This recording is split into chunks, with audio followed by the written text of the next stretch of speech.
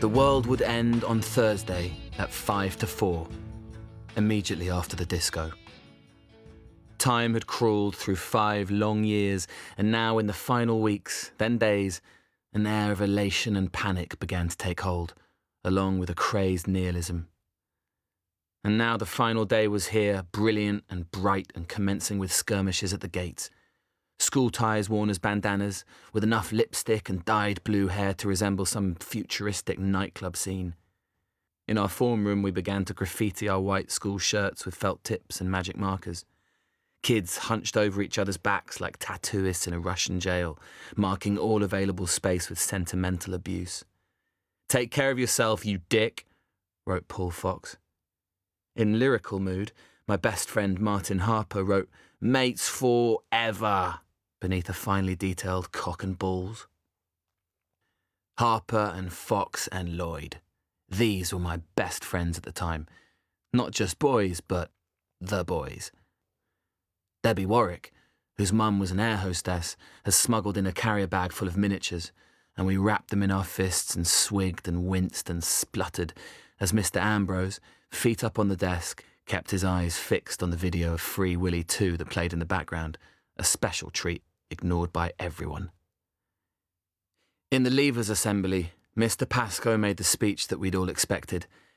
We listened, young adults, stuck between cynicism and sentimentality, boisterous on the surface, but secretly daunted and sad. Snuffles were heard as we were urged to cherish the friendships we'd made, the friendships that would last a lifetime. "A lifetime? Christ, I hope not," said Fox, locking my head beneath his arm, fondly rubbing his knuckles there. As a student, my distinctive feature was a lack of distinction. Charlie works hard to meet basic standards and, for the most part, achieves them. This was as good as it got, and even that slight reputation had been dimmed by events of the exam season. Comedy was our great currency, and while I was not a class clown, neither was I witless. I might occasionally get a surprised laugh from the crowd, but my best jokes were either drowned out by someone with a louder voice or came far too late, so that even now, more than 20 years later, I think of things I should have said in 96 or 97. The school leavers' disco had a reputation for Roman levels of depravity. Our arena was the sports hall. For the first 3 songs, we lined up on benches, eyeing each other across the dusty parquet and sipping the last of Debbie Warwick's miniatures for courage. Mr. Hepburn, geography, on the wheels of steel, veered desperately from "I will survive" to baggy trousers and even relax until Mr. Pascoe told him to fade it out. But now came Blur's Girls and Boys, and as if some signal had been given, there was a great surge onto the dance floor, everyone dancing wildly, then staying on to bellow along to the pop house anthems that followed. Mr. Hepburn had hired a strobe light, and now he jammed his thumb down with a wild disregard for health and safety. We stared at our flexing fingers in awe, arms punching and feet pounding until sweat started to soak through our shirts. Seeking some escape, I climbed the monkey bars, folded myself in between the rungs. Miss Butcher replaced Mr. Hepburn on the decks. I saw him raise his hand to me and dart across the dance floor. "What do you think, Charlie?" "You missed your vocation, sir." "So, are you excited about college?" I recognised the beginning of a pep talk. "Don't think I'll be going, sir." "You've applied, haven't you?" I nodded. "Art, computer science, graphic design." But I didn't get the grades. "Well, you don't know that yet." "I'm pretty sure, sir. I didn't turn up half the time." "Well, there are things you can do. Retake. Do something less conventional. Boy like you. Boy with talents." I still treasured the praise he'd lavished on my volcano project. But this was a small hook from which to hang the word talent. "Nah, I'm going to get a full-time job. I've given myself till September, then..."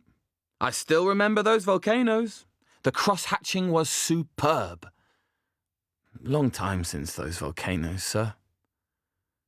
I shrugged, and unexpectedly, mortifyingly, realised that some switch had been flicked and that I might cry.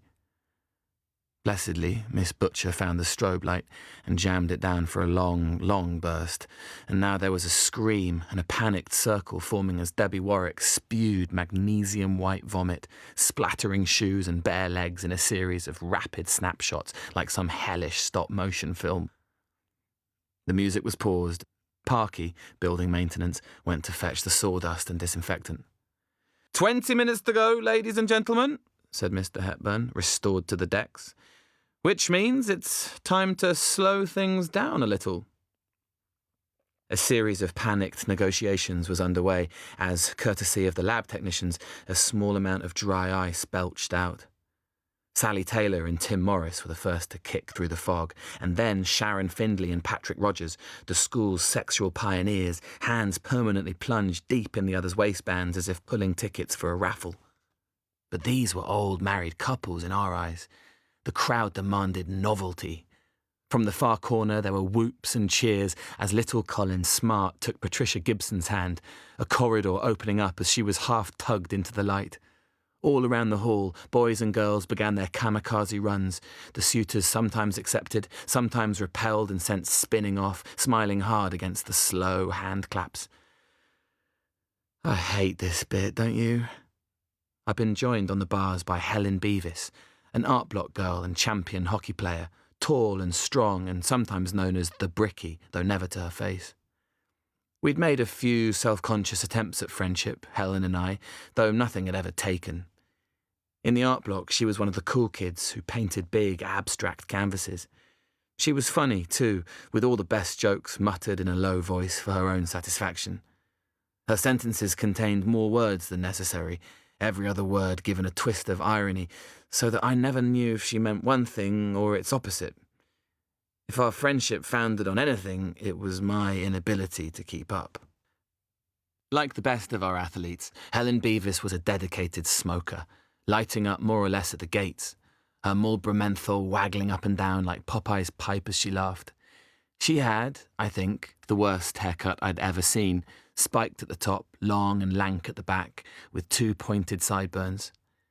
In the mysterious algebra of the fifth-year common room, bad hair plus artiness plus hockey plus unshaved legs equalled lesbian, a potent word for boys at that time, able to make a girl of great interest or of no interest at all. Helen was not the kind found in the pages of Martin Harper's magazines, and so the boys paid little attention to her, which I'm sure suited her fine. But I liked her. "So, do you want to dance?" she said. I frowned. "Nah, I'm all right." "Yeah, me too," she said. "If you want to go and ask someone else, really, I'm all right." "No big crush, Charlie Lewis? Nothing to get off your chest in these dying moments?" "I don't really do that stuff." "You? Me? Nah, I'm pretty much dead inside. Love's a bourgeois construct anyway." Mr. Hepburn's voice boomed out. "Last song, ladies and gentlemen." Emily Joyce walked towards us, starting to speak while too far away to be heard. "What? I can't... I just said hi, that's all." "Hello, Emily." "What you doing?" "We are being voyeurs," said Helen. "What?" "We're watching," I said. "Did you see Mark put his hand up Lisa's skirt?" "No, I'm afraid we missed that," said Helen. "We did see them kissing, though. That's quite something." "Look, do you want to dance or what?" snapped Emily impatiently, poking at my kneecap. "Don't mind me," said Helen. "All right, then," I said and hopped down. As we began our first rotation, I closed my eyes and tried to identify an emotion. The artificial starlight suggested I ought to feel romantic. An awareness of her pelvis and the clasp of her bra should have been enough to spark desire. But embarrassment was the emotion I recognised, and the only longing I felt was for the end of the song. Emily was mumbling into my neck, and I could only make out one word. "Bath." I can't hear you, Emily mumbled. Okay, I said. Last time. Emily glared at me with real anger. For Christ's sake, I said I think about you in the bath. Oh, do you? Thank you very much, I said, but this seemed insufficient, so... You too! What? You too? No, you don't. Just forget it. Oh, Jesus. She groaned and settled her head once again, but there was rage in our slow dance now, and we were both relieved when the song came to an end. Okay, said Mr. Hepburn, back on the mic. It seems that we have time for one last song after all. Are you ready? Now everyone was on the dance floor. The lab technicians poured out the last of the dry ice, and Mr. Hepburn turned the volume up. I felt hands on my hips, and it was Harper, shouting something that might have been, "Love you, mate!" then kissing me noisily, smack, smack on each ear, and suddenly someone else had jumped onto my shoulders, and we were all down in a scrum. The boys, Fox and Lloyd, Harper and me, and then some other kids I'd barely spoken to, laughing at a joke that no one could hear. The notion that these had been the best years of our lives suddenly seemed both plausible and tragic. And I wished that school had always been like this, our arms around each other, filled with a kind of hooligan love, and that I'd talked to these people more, and in a different voice. And then, the sudden hauling open of the fire exit doors, the music snapped off, and it was over. The time was 3:55 in the afternoon. At the school gates, kids clustered round the ice cream van.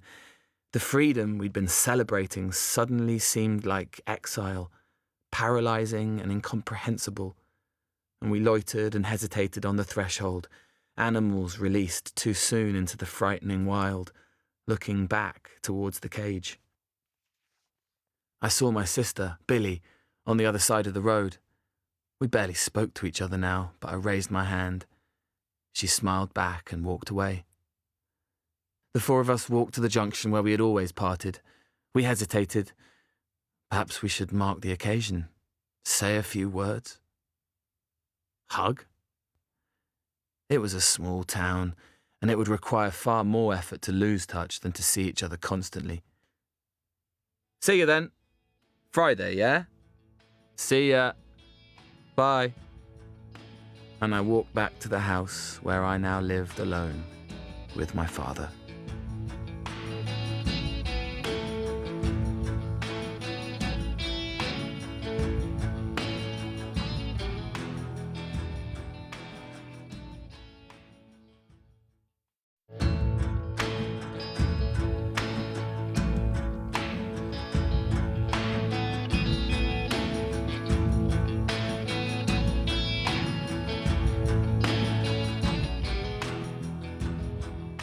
Both Harper and Fox had found themselves full-time jobs, working cash in hand for Harper's dad, a builder. I had my own part-time work, behind the till at a local petrol station. But this only burnt through 12 hours of the week. The rest of my time was my own to what? We'd moved out of the big house, the family house, shortly after Christmas, and I missed it very much. Now Dad and I lived on an 80s estate, the Library, each street named after a great author in a culturally fortifying way. Wolf Road leading into Tennyson Square, Mary Shelley Avenue crossing Coleridge Lane. My friends rarely came to visit, preferring to hang out at Harper's house, a two-jukebox household with quad bikes and immense TVs. My house had My Mad Dad and a lot of rare jazz on vinyl. Even I didn't want to go there, or stay there. I'd learnt to gauge Dad's mental state by the noises he made. If there was no movement by 10, then he was having one of his stay-in-bed days, and I could go downstairs. But most days he'd appear, and we'd jostle awkwardly between kettle and toaster, slipping into our act. So, is this breakfast or lunch? I think of it as brunch. Sophisticated. It's nearly 10. Oh, you can talk? I didn't get to sleep till... Charlie, could you use a plate? I have got a plate. So why are the crumbs everywhere? And on and on. I hated the way we spoke to each other, yet change required voices that neither of us possessed. So we lapsed into silence, and Dad turned on the TV. Most days I'd ride my bike. Ours was a small town in the southeast, too far away from London to be a suburb, too developed to count as countryside. To reach anything that might pass as countryside, it was necessary to cross the flyover, then cycle across great prairies of yellow wheat and rape. One Thursday morning, I found myself in the long grass of a wild meadow that overlooked our town. I'd not been here before. I'd wheeled my bike through woodland and noticed a footpath to my right that soon opened up onto a sloping pasture. I heaved my bike over the wooden stile and ploughed on through the tall grass. A grand, timbered mansion came into view above me, a formal garden bordering the meadow at its lower edge.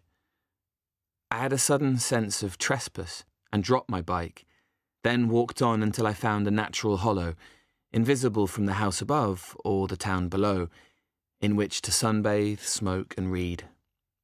I took out my copy of Kurt Vonnegut's Slaughterhouse-Five, chosen because it had slaughter in the title. I took off my top and lay back, practiced my smoking, then, using the book to shield my eyes, I began to read, pausing now and then to brush ash from my chest.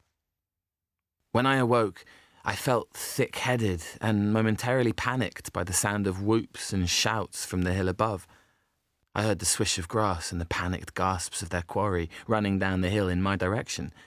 I peered through the high grass.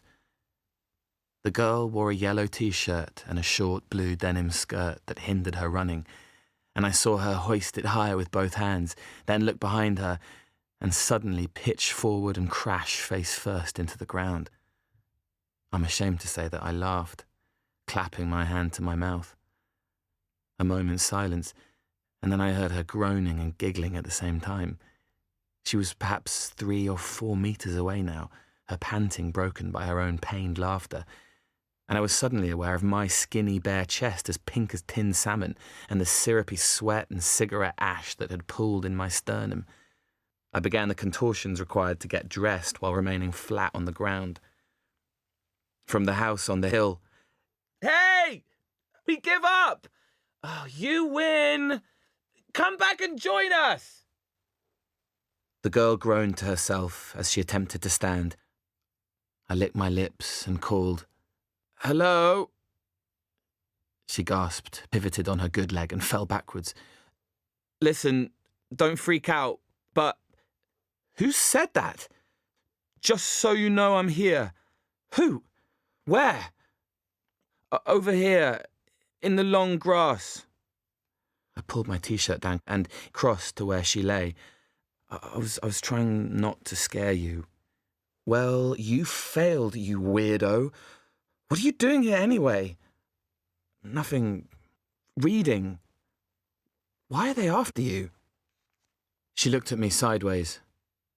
"You're not in the company." "No, Then what are you doing here?"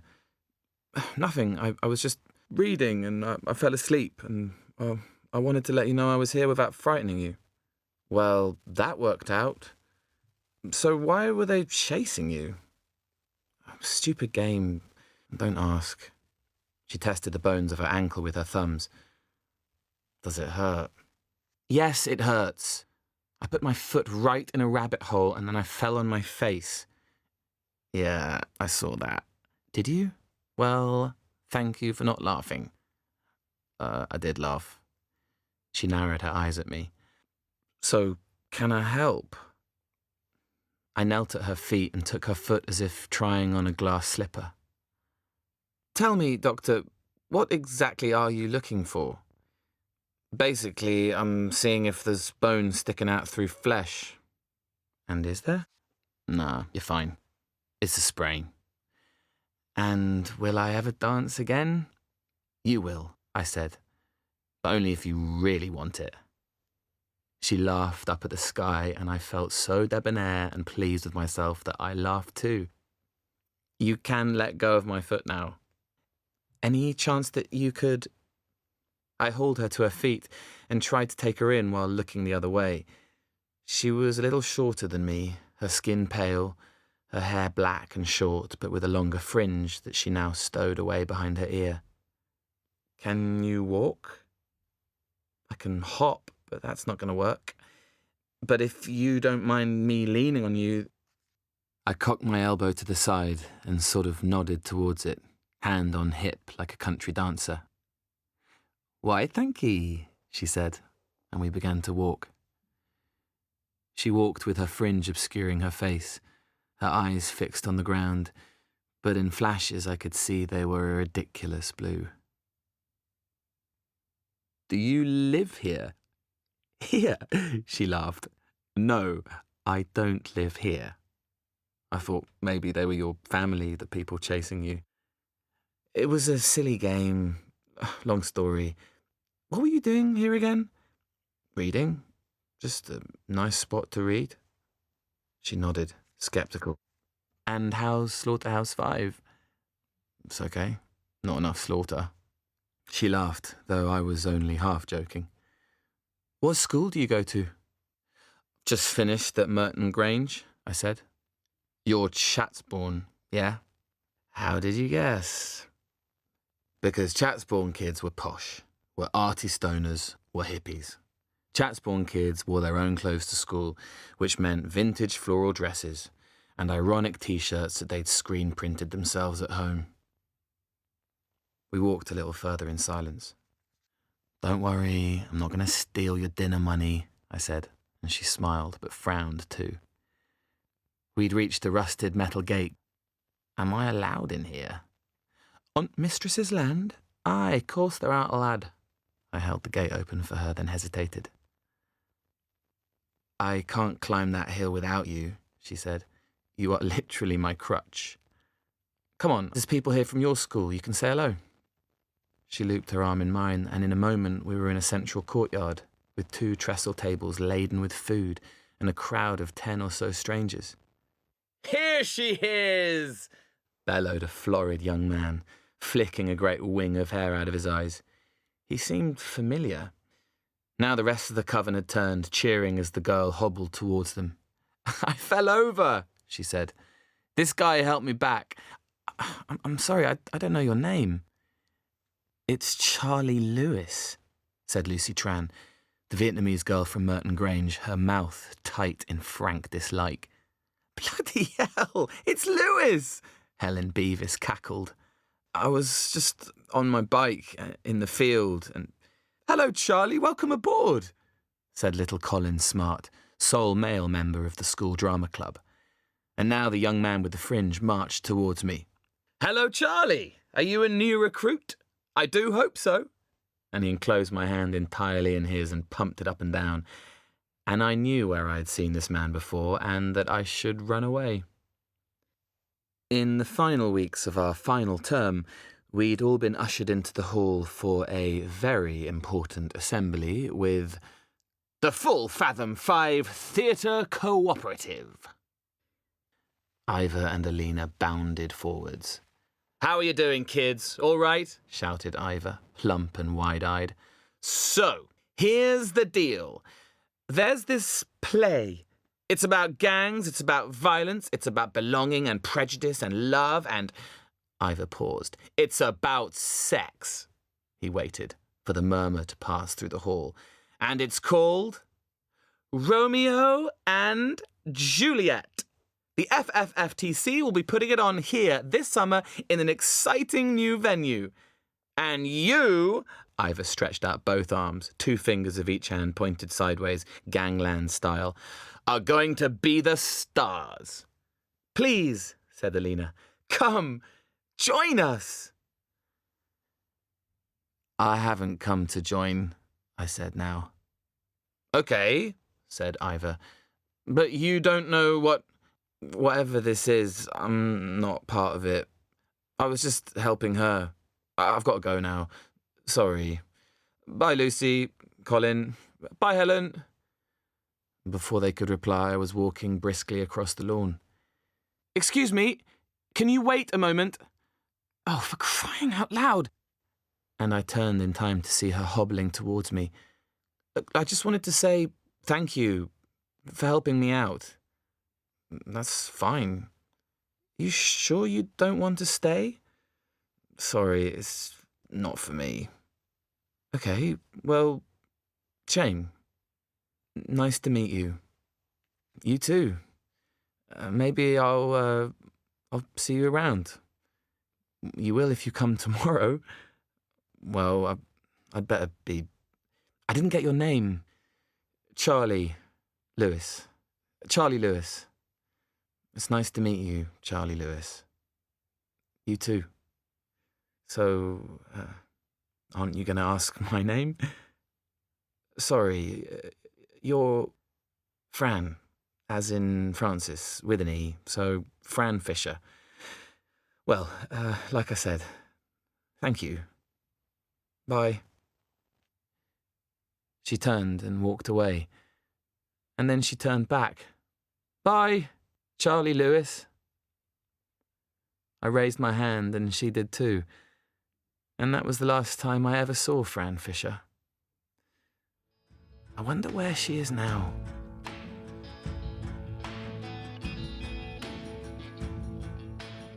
I did go back, because it was inconceivable that I would not see that face again.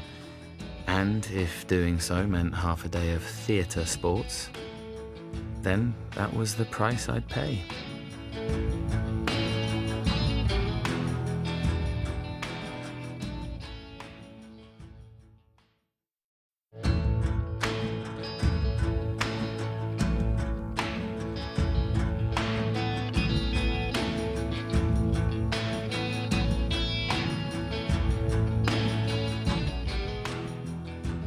Mum left Dad in the spring of 1997. My father's business, a small chain of record shops, had finally succumbed. Mum hung on. She got a job at the local golf club, made new friends, worked longer hours. Just before the Easter of my final year, I returned to a silent home. I presumed the house was empty, and so was startled when I went to the sofa and found Dad lying there, his face scoured red. "Mum's gone, Charlie." "What, to work?" "She's met someone else. I'm sorry." "But she'll be back, right?" The golf club receptionist slapped at the bell. Ding, ding, ding, and I looked left and right and saw Mum approaching from the bar. "Dad says you've left home." "Shall we go through here?" She was marching me across the lobby. "Is it true?" "I left you a letter, Charlie. Did you read the letter, Charlie?" "No, I came straight here." Her smile faltered. She took my hand, then looked sharply to a door behind us, barging at it with her shoulder and spinning me into a storage cupboard. We stood amidst the mops and buckets. "Charlie, you can't come here." "Is it true, though? Are you moving out?" "For the moment, yes." "Where to?" "I don't understand." She sighed. "I've done my best to hold things together, and I do still love him. I love all of you, but..." She paused, frowned, and then... "His name is Jonathan." "He works here?" "Yes, he runs corporate events." "And me and Billy are staying with Dad?" "Well, the current thinking is that Billy will come and live with me, and you will stay with Dad." A moment passed before I could speak again. "Can I come?" "Jonathan's got a family. He's got twin girls." "I don't mind." "There's no bedroom." "I'm all right on the sofa." "Charlie, I need you to stay with your dad." "Why me?"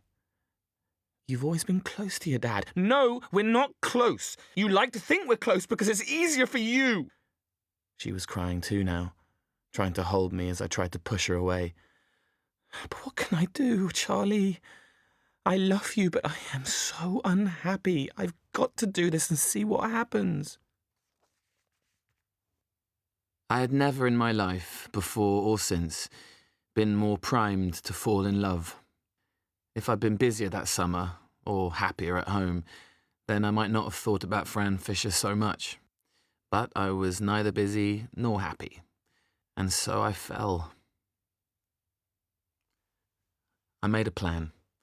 I would turn up at 9:30, join in with whatever the hell they did up there, approach Fran casually at tea break, lunchtime at the latest, ask for her number, then, once I had it in my hand, run like Indiana Jones runs from that boulder. I'd never felt more like a trespasser, fully expecting the crunch of the gravel to alert the hounds. I took in the ornamental goldfish pond, abandoned croquet mallets, a dovecote, all this grandeur marred only by a decrepit transit van with 2 masks above the words Full Fathom 5 Theatre Cooperative. Ivor saw me and immediately bounded over.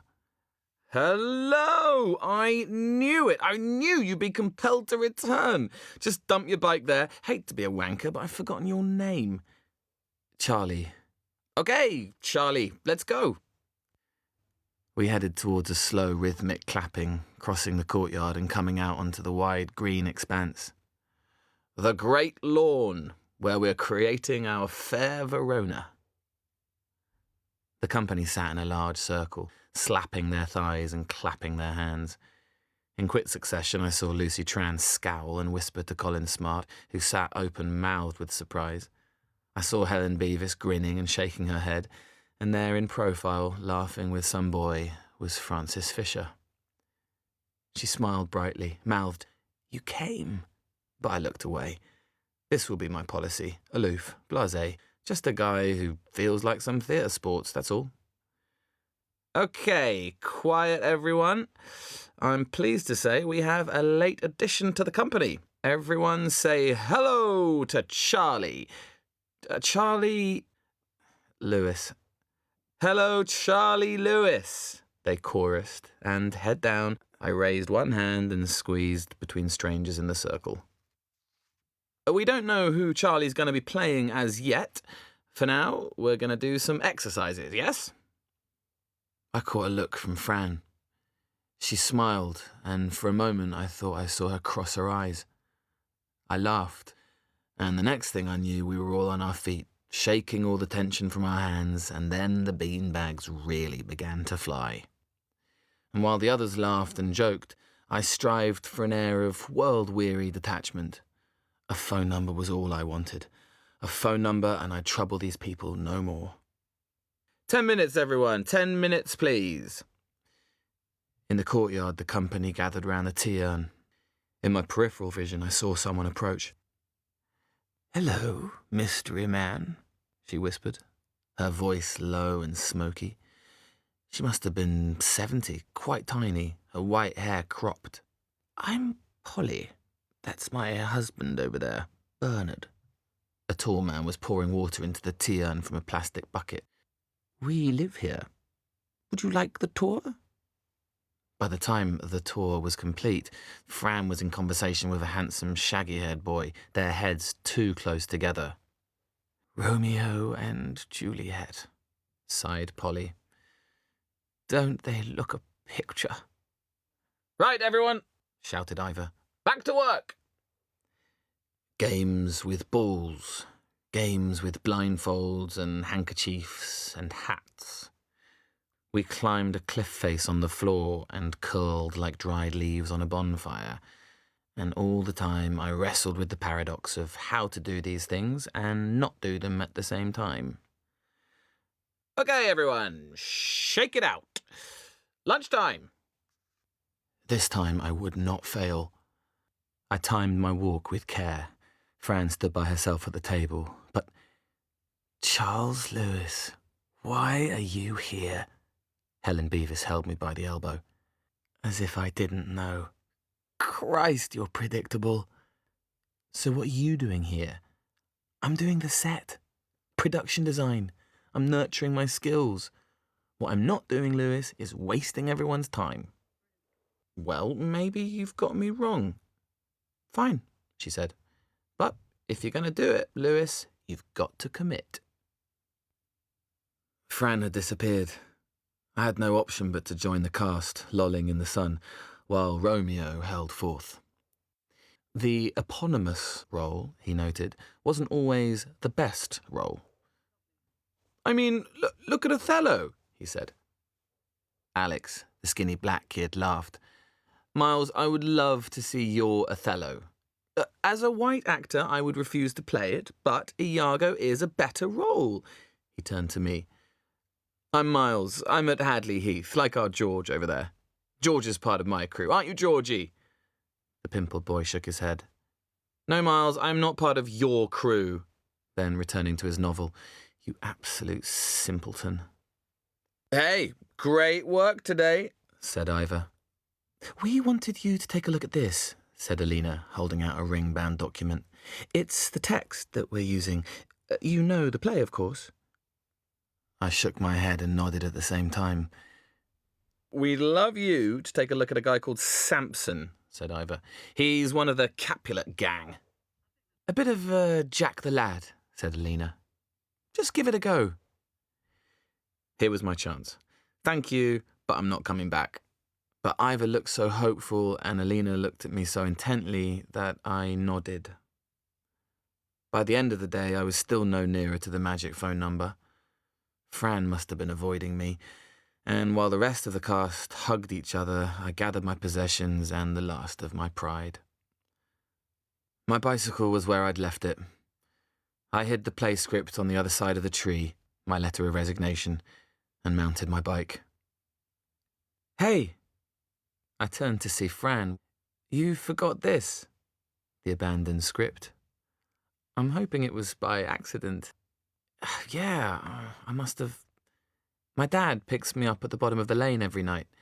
I mean, if you're not in a rush.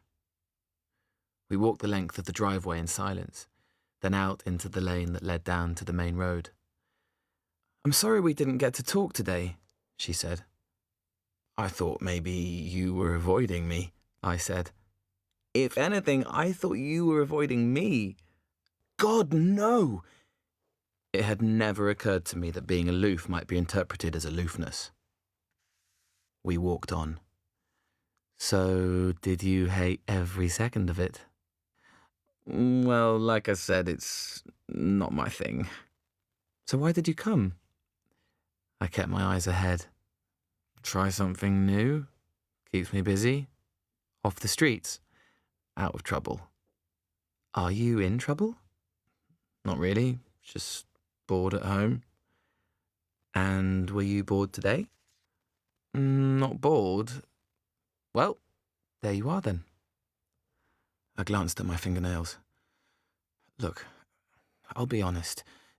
The only reason I came today, well, can I don't know, take you for coffee or tea or something? Either, really. Or we could try get into a pub. I know somewhere. They'll serve practically anyone. I don't mean, I just as long as we keep our heads down, whatever you want, really. But I just can't do this Shakespeare thing. I'll make a tit of myself, even more than I'm doing now. No. Right. Well, fair enough. She shrugged. Sorry. Is it a boyfriend? What? What? No. I haven't got time. I'm doing this. I've got lines to learn. She wafted the pages of the script. But surely weekends. The only way you're going to see me, come back Monday. I saw the faces watching from the bus shelter. Just Monday? No, let's say the whole week. You have to make it to Friday. Sorry, that's the deal. But on Friday we can go out. No, on Friday I will give it some serious thought. You realise this is blackmail. It's more of a bribe, really, or an incentive. She held out the pages, and I took them and bundled them quickly into my rucksack. I'll think about it, I said. Bye. Bye then. She quickly put her hand on my shoulder, and as I turned, she leant in, pressed her cheek against mine, and whispered in my ear, Sweet sorrow and all that. Then she was walking towards her friends, stopping to turn. Monday, she said. I cycled off to work, thinking, sweet sorrow, that's exactly right. It wasn't until Monday morning that I discovered she'd taken it from the play.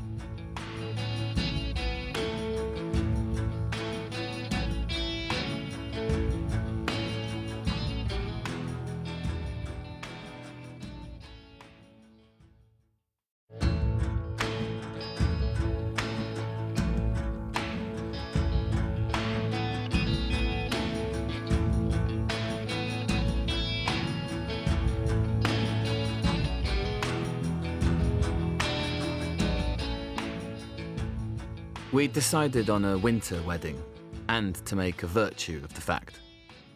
Small and exclusive, but not because nobody likes us. Neve was my fiancée, though I'd learnt not to use the word.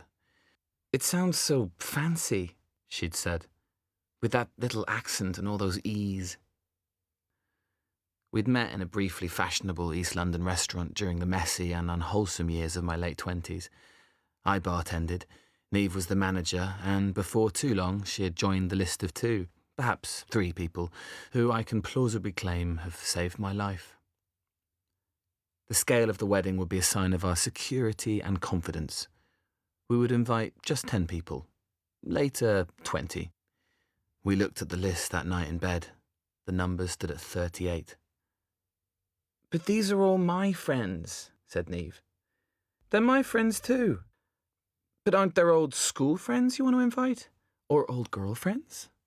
Why would I want to do that? Why would you even want me to? I want to see what's her name. Who? You know. Shakespeare girl. Her name was Fran Fisher. I still can't believe you were actually in a play. Here were the servants of your adversary and yours, close fighting ere I did approach. I hope that wasn't how you did it. More or less. And yet I never acted again. And when you met her, was it like in the play? Nah, at most it was fancy at first sight.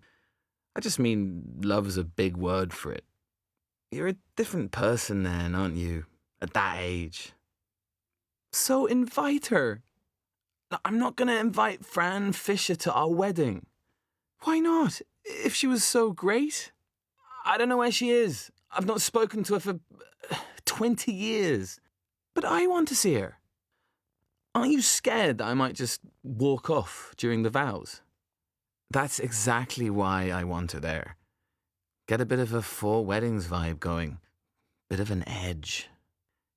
Like I said, I'm fine. I don't ever think of her. And I didn't ever think of her. Except from time to time. And then, a month before the wedding, an email arrived.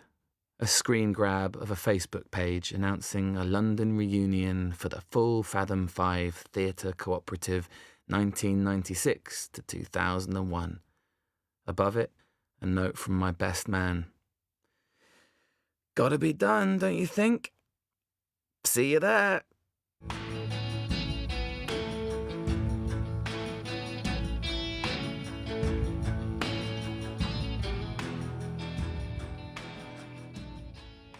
I'd got the job at the petrol station through Mike, a barrel-chested local businessman who flirted with Mum at the golf club reception desk. I would get paid, cash in hand, 12 hours a week, £3.20 an hour. It didn't take long to find a way to subsidise the scandalous wages. As part of his franchise, Mike took part in a popular scratch card game with instant cash prizes, or, more commonly, the consolation of cheap crystal effect glasses. I'd hand over a card with every qualifying purchase, wait while they scrubbed away with the edge of a coin, then present the driver with 6 gorgeous champagne flutes. 1 in every 20 cards bought a cash prize too, but I needn't imagine I could sit there and scratch away. All prizes would be accounted for, and the security camera over my shoulder would make sure of that.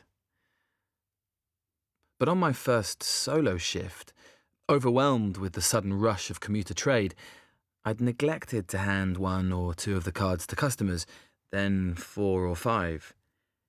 If I kept a tally and used my body as a shield, it was possible for me to palm these extra scratch cards and slip them into my pocket. Back at home, bedroom door locked, heart pounding, I scraped away the thin foil. Soon, a set of 4 cut-glass brandy snifters was mine. Then 4 lager glasses. Then nothing, and then £10. More than 3 hours' wages. It would be reckless to take the cash myself, but I could plausibly forget to hand out, say, 1 in 4 cards. As long as I kept a careful tally of those I'd missed, as long as I slipped the cards away with my back to the camera, there was nothing to stop me passing them on to an accomplice. As my best friend, Martin Harper was the obvious choice. Once a week, I'd take the stack of cards to Martin Harper's house, where we'd close the door to the den, put on loud music and scratch away like old gangsters counting our haul, which, in our most audacious week, came to 70 quid, 36 champagne flutes and 24 highball tumblers. Who was the victim? Mike wouldn't be losing a penny or a single customer. Philosophically speaking, the money didn't even exist until the foil was scraped away, so the customers were losing nothing but the possibility of gain. On that Friday night, I left Fran and looped round the ring road, changed into my green nylon tabard, chatted to my co-worker Marjorie, and took her place at the till. 6 until 7:30 were the busiest hours, then a lull. I took the play script from my bag and stared for some time at the cover. At 10 minutes before 9, a battered VW pulled up. Harper stepped out of his brother's car, checked left and right. I hid the play beneath the counter and slipped into character. Hello, how are you? I am good. My brother has won some money on the scratch cards. Can I cash them in here? Certainly. May I see the cards? I inspected them with care and took the cash from the till. A smirk played around Harper's lips, and with a wink he folded the money, walked back to his brother's car and drove away. I sometimes wondered, was this the perfect crime? The Harper's house stood in the centre of a plot of churned land, scattered with building materials and vehicles. "Oi, oi!" said Martin, opening the door, beer in hand. "The master criminal!" He pulled me into an embrace, then held me at arm's length. "You're sure you weren't followed?" "Here."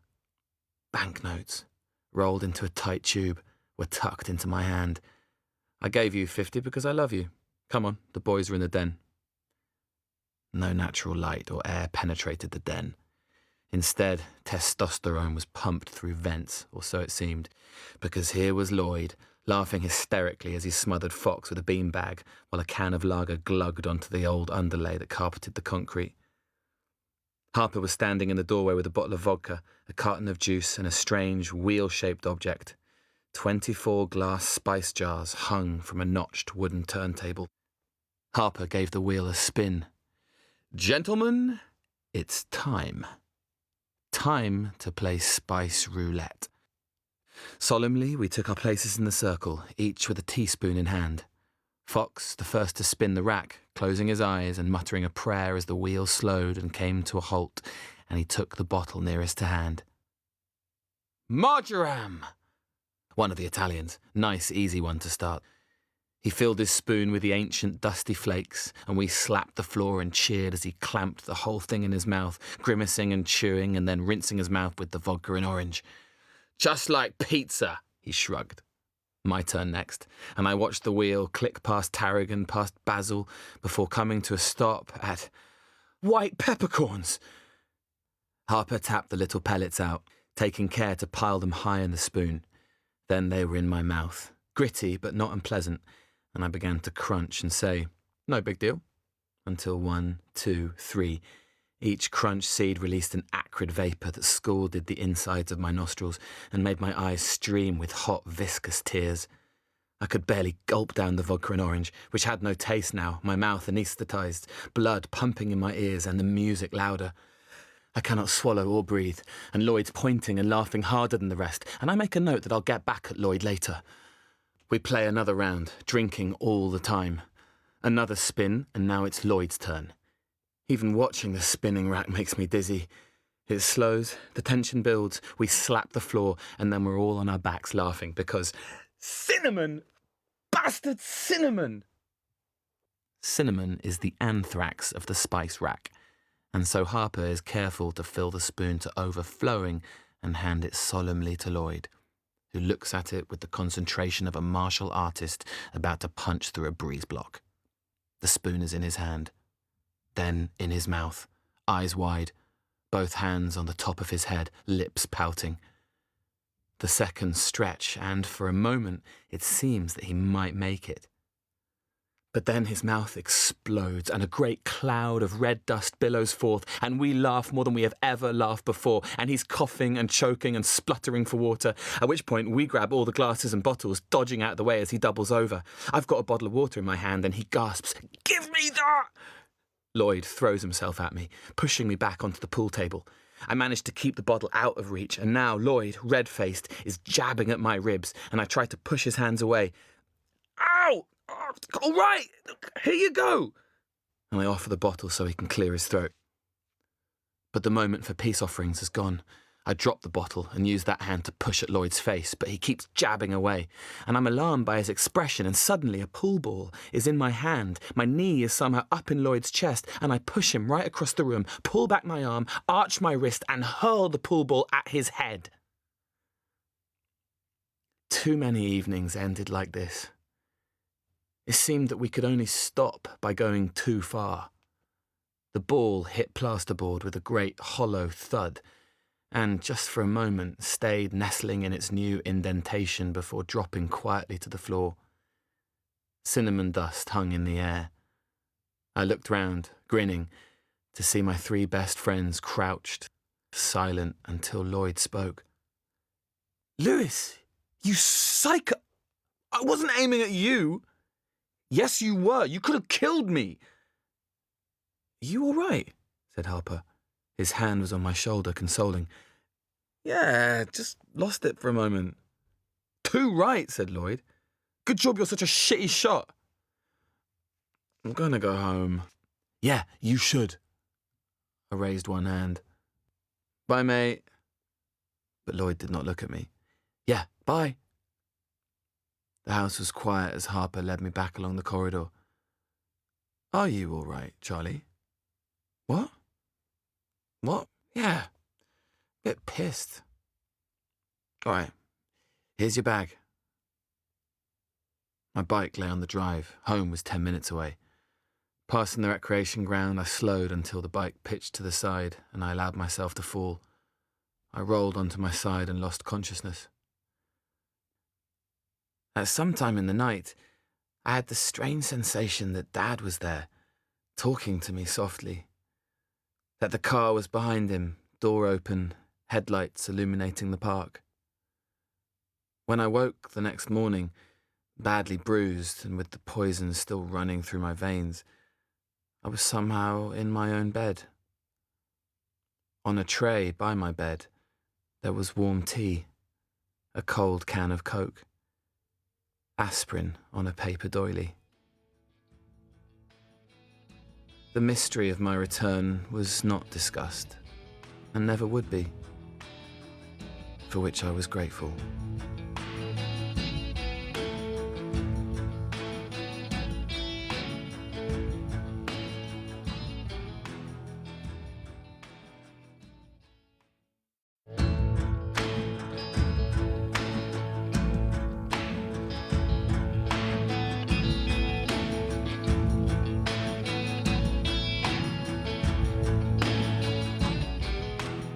"He made it," said Ivor. "Big round of applause." Helen was touching Fran's elbow and holding out her hand as if expecting payment. Fran leant back, squeezed her fingers into her pocket, passed her a coin. "Charlie, a word." Ivor and Alina were at my side. "The girl we cast as Benvolio," said Ivor, "she's dropped out." "Okay. We wondered, Charlie, said Alina, if you would step into the breach and cover for her. You're up for it? Yeah. No. I mean, I can't, really. You know the play, yes? Yeah, of course, yeah. Okay, said Ivor. I can't emphasise this enough. Just reading, no acting allowed. Bernard cleared his throat and we began. 2 households, both alike in dignity, in fair Verona where we lay our scene. My one thought was, who the hell is Benvolio? Flicking quickly through the pages, I saw that his first speech began exactly the point where I'd stopped reading. I adopted a strategy of saying each word as simply as possible, one by one. Part, fools, put up your swords, you know not what you do. But someone was shouting at me, Lucy Tran playing Tybalt. What? Drawn and talk of peace? I hate the word as I hate hell, all Montagues and thee. Clearly Lucy had decided to discard Ivor's no-acting guidance, but I continued to dole out the words as if feeding change into a vending machine. Finally, for never was a story of more woe than this of Juliet and her Romeo. Some silence, an awkward shifting. Ivor said, Well, clearly there's work to do. Okay, 15 minutes, everyone? Take 15. For the first time, I caught Fran's eye as she gave a closed-mouthed smile. Well done, you. I was too embarrassed to cross to her. Alex, Mercutio, was sitting on a bench rolling a cigarette. You did very well, he said. I was shit. He laughed. Just think of yourself as unformed clay. Oh, he's keen, aren't you, Charlie? Said Helen, arriving now. Fran and I even had a bet on it. She held the pound coin out between finger and thumb. Fran said you wouldn't come back, and I said you would, and I bet her a quid, and so I won. She ruffled my hair. Oh, bless. Fran was approaching. Maybe we should go and eat, I said. In the afternoon, we returned to our circle of chairs to turn our attention to the text. Always the text, rather than the play. Hello there, she said. Hi. I thought I'd walk with you. Okay. And so this became our routine. Along the drive, left at the gatehouse, down the long tree-shaded lane, taking care to walk a little way behind the rest of the crowd. We began with certain biographical information, and so I soon discovered that her parents were Graham and Claire. Graham was something administrative in the railways. Claire was a librarian in the next town over. At intervals, she'd leave a gap for me to fill in my part of the form, but I would leap in with my pre-prepared questions. So, do you want to be an actress, do you think? Me? God, no. Or rather, I don't know. I mean, I like acting. It's why I'm here. So what about you? Too late now. I'd allowed a question through. Are you going to take up acting professionally, or... And she almost made it to the end of the question before a blurt of laughter stopped her. Bit rude, I said. I know. I'm sorry. I thought I was pretty good. You were amazing. Not amazing. I was just trying out something different. It was a choice. Yeah. I want to play him as someone who leaves a gap between each word, like he's had a bad accident. Blow to the head. That's his, what do you call it? His backstory? His backstory. He's been, I don't know, kicked in the head by Tybalt's horse. It's a bold and fresh approach. I think so. We walked on, grinning. Ahead of us, the crowd had stopped and turned to look, and we slowed so as not to catch up. So, I said, can I stop now? She punched me hard on the shoulder. No, you've got to keep coming. You'll get better. Okay, how about this? Every lunchtime, for an hour, we'll find somewhere quiet and we'll go through the play together, line by line. You're going to teach me? I said. Yep, it's going to be really uncomfortable. I groaned. At the bus stop, the rest of the company waited and watched. Well, we'll see. Tomorrow then, she said. See you tomorrow, shouted Helen. Tomorrow, said Alex. See you, Charlie, said George. Tomorrow, said Keith and Colin and Lucy, and I cycled away with their eyes on my back and thought, I'll give it to the end of the week. Rehearsals took place in various spaces around the manor.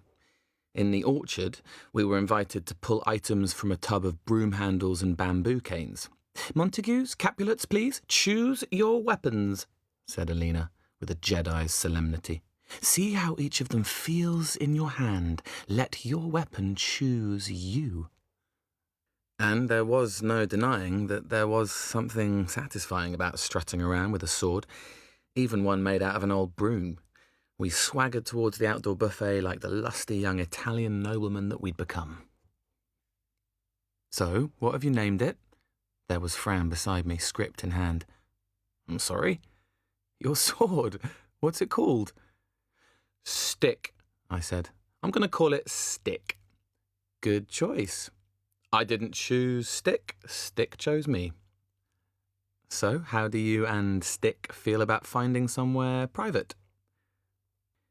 We settled in the shade of a low-boughed tree.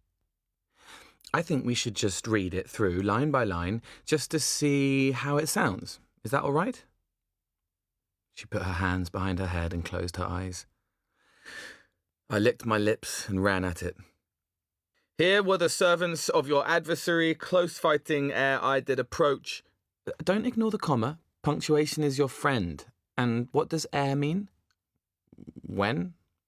When I approached? Or before? Well, so when is wrong?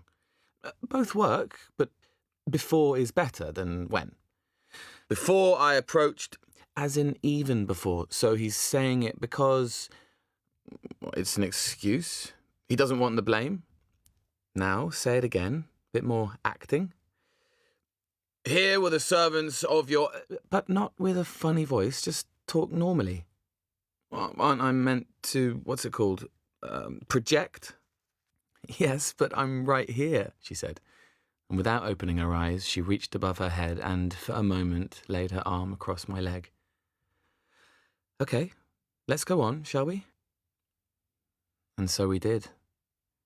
In the afternoon, Fran rehearsed with her Romeo, and we clattered with our swords back to the orchard to rehearse the opening. The afternoon wore on until it was time to go. We gathered on the driveway. Fran walked over. Thanks for waiting. Let's go. I braced the sword across my handlebars.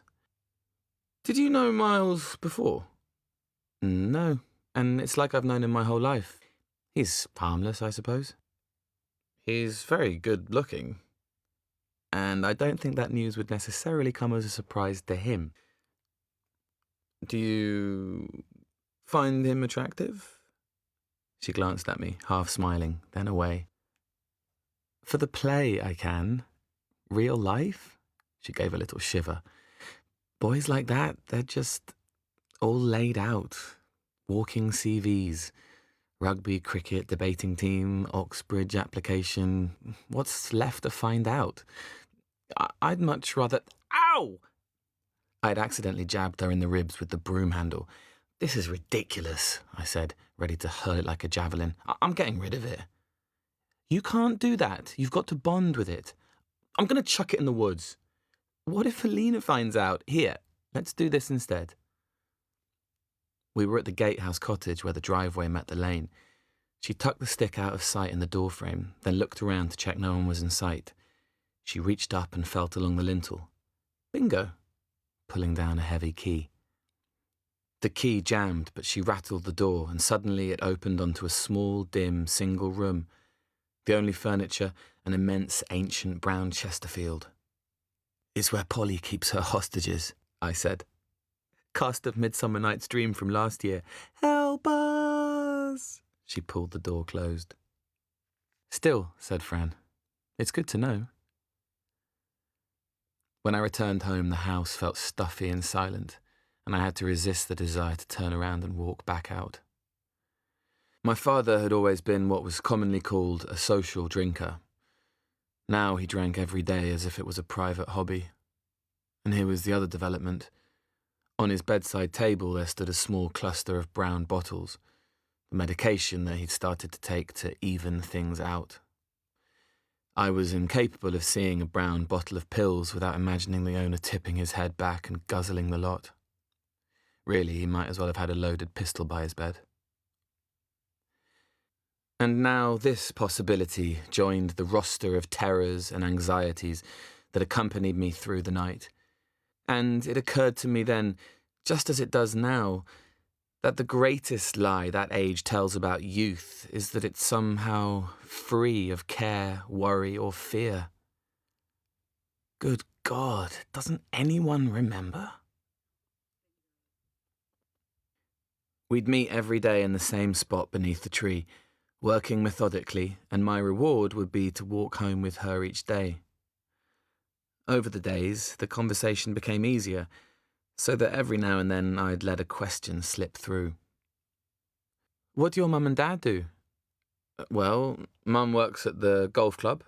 She used to be a nurse, then she helped Dad. Now she organises weddings and events and all that stuff. But I don't live with her. You live with your dad? Uh-huh. Mum moved out in April with my sister. You didn't say that. Living with my dad. It's a bit weird, isn't it? Well, it needn't be. What does he do? Well, he's unemployed at the moment. He got made redundant? Bankrupt. Lost everything. House, savings. But he used to run the music shop on the high street. She grabbed my arm. Final Visions. I loved that shop. I used to get everything there. Thank you. It didn't work out, though. So what's he doing now? This time of day? I looked at my watch. He's either asleep or watching Countdown. In truth, I'd not seen his face for days now. The private coaching continued long after I'd expected Fran to lose interest. We're working on my part, I insisted as Helen slapped the dried grass from my back. But it's true that an awareness of the proximity of Fran's hip or head would sometimes cause my attention to lapse, to wonder what might happen if I were to lean across and kiss her while she explained the importance of iambics. You kiss by the book, says Juliet in the play.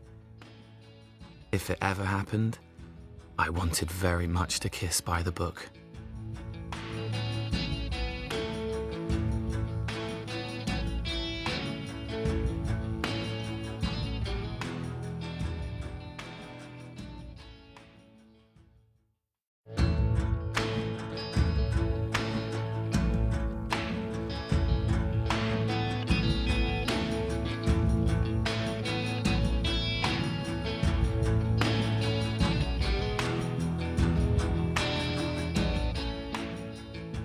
A horn sounded on the forecourt, and here was Harper stepping out of his brother's car. He entered, and we went into our act. My brother has won some money on the scratch cards. Can I please cash them in here, please? Certainly. May I see the cards? Yes, here are the cards. I took the cash from the till.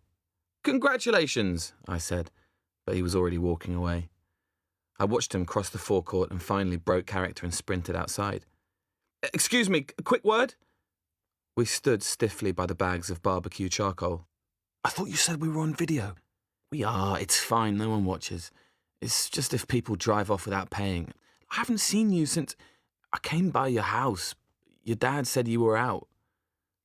So is Lloyd still pissed off with me? A bit. Okay. Well, I'll come and get the money later. I'll give it to you now. But I don't want to do this again. I'm earning good money with Dad. I don't need it. In fact, you can have the lot. Here? Now? I've got it in my hand. I'll slip it to you. Save the bother. I thought for a moment. Okay, be careful. We shook hands, and I felt my fingers curl around the notes. The handover felt smooth enough, underplayed and discreet. And it was only later, when it became evidence against me, that I thought of the furtive look each way, the glance I gave into the lens of the security camera, the stiff and twisted handshake that had no motivation. They were talking about college. I'd fouled up any chance I might have had to take part in this conversation. I stood and walked away. In the orchard, I lay down and closed my eyes. Soon I heard the swish of the long grass. Fran settled cross-legged at my side. "I don't blame you ducking out of that one," she said, tugging at the grass. "Exam results, hopes and dreams." "It's fine. I just don't have anything to say, that's all." "I heard you had a bad time." "Who told you that?" "Lucy, Colin. Oh, God. They were nice about it. They just said people were concerned, that's all." "Well, I did screw up." "Maybe you did better than you—" "No, I mean I really screwed up. Walked out. Left whole pages blank. I drew pictures in my history exam. By the end, I wasn't even turning up."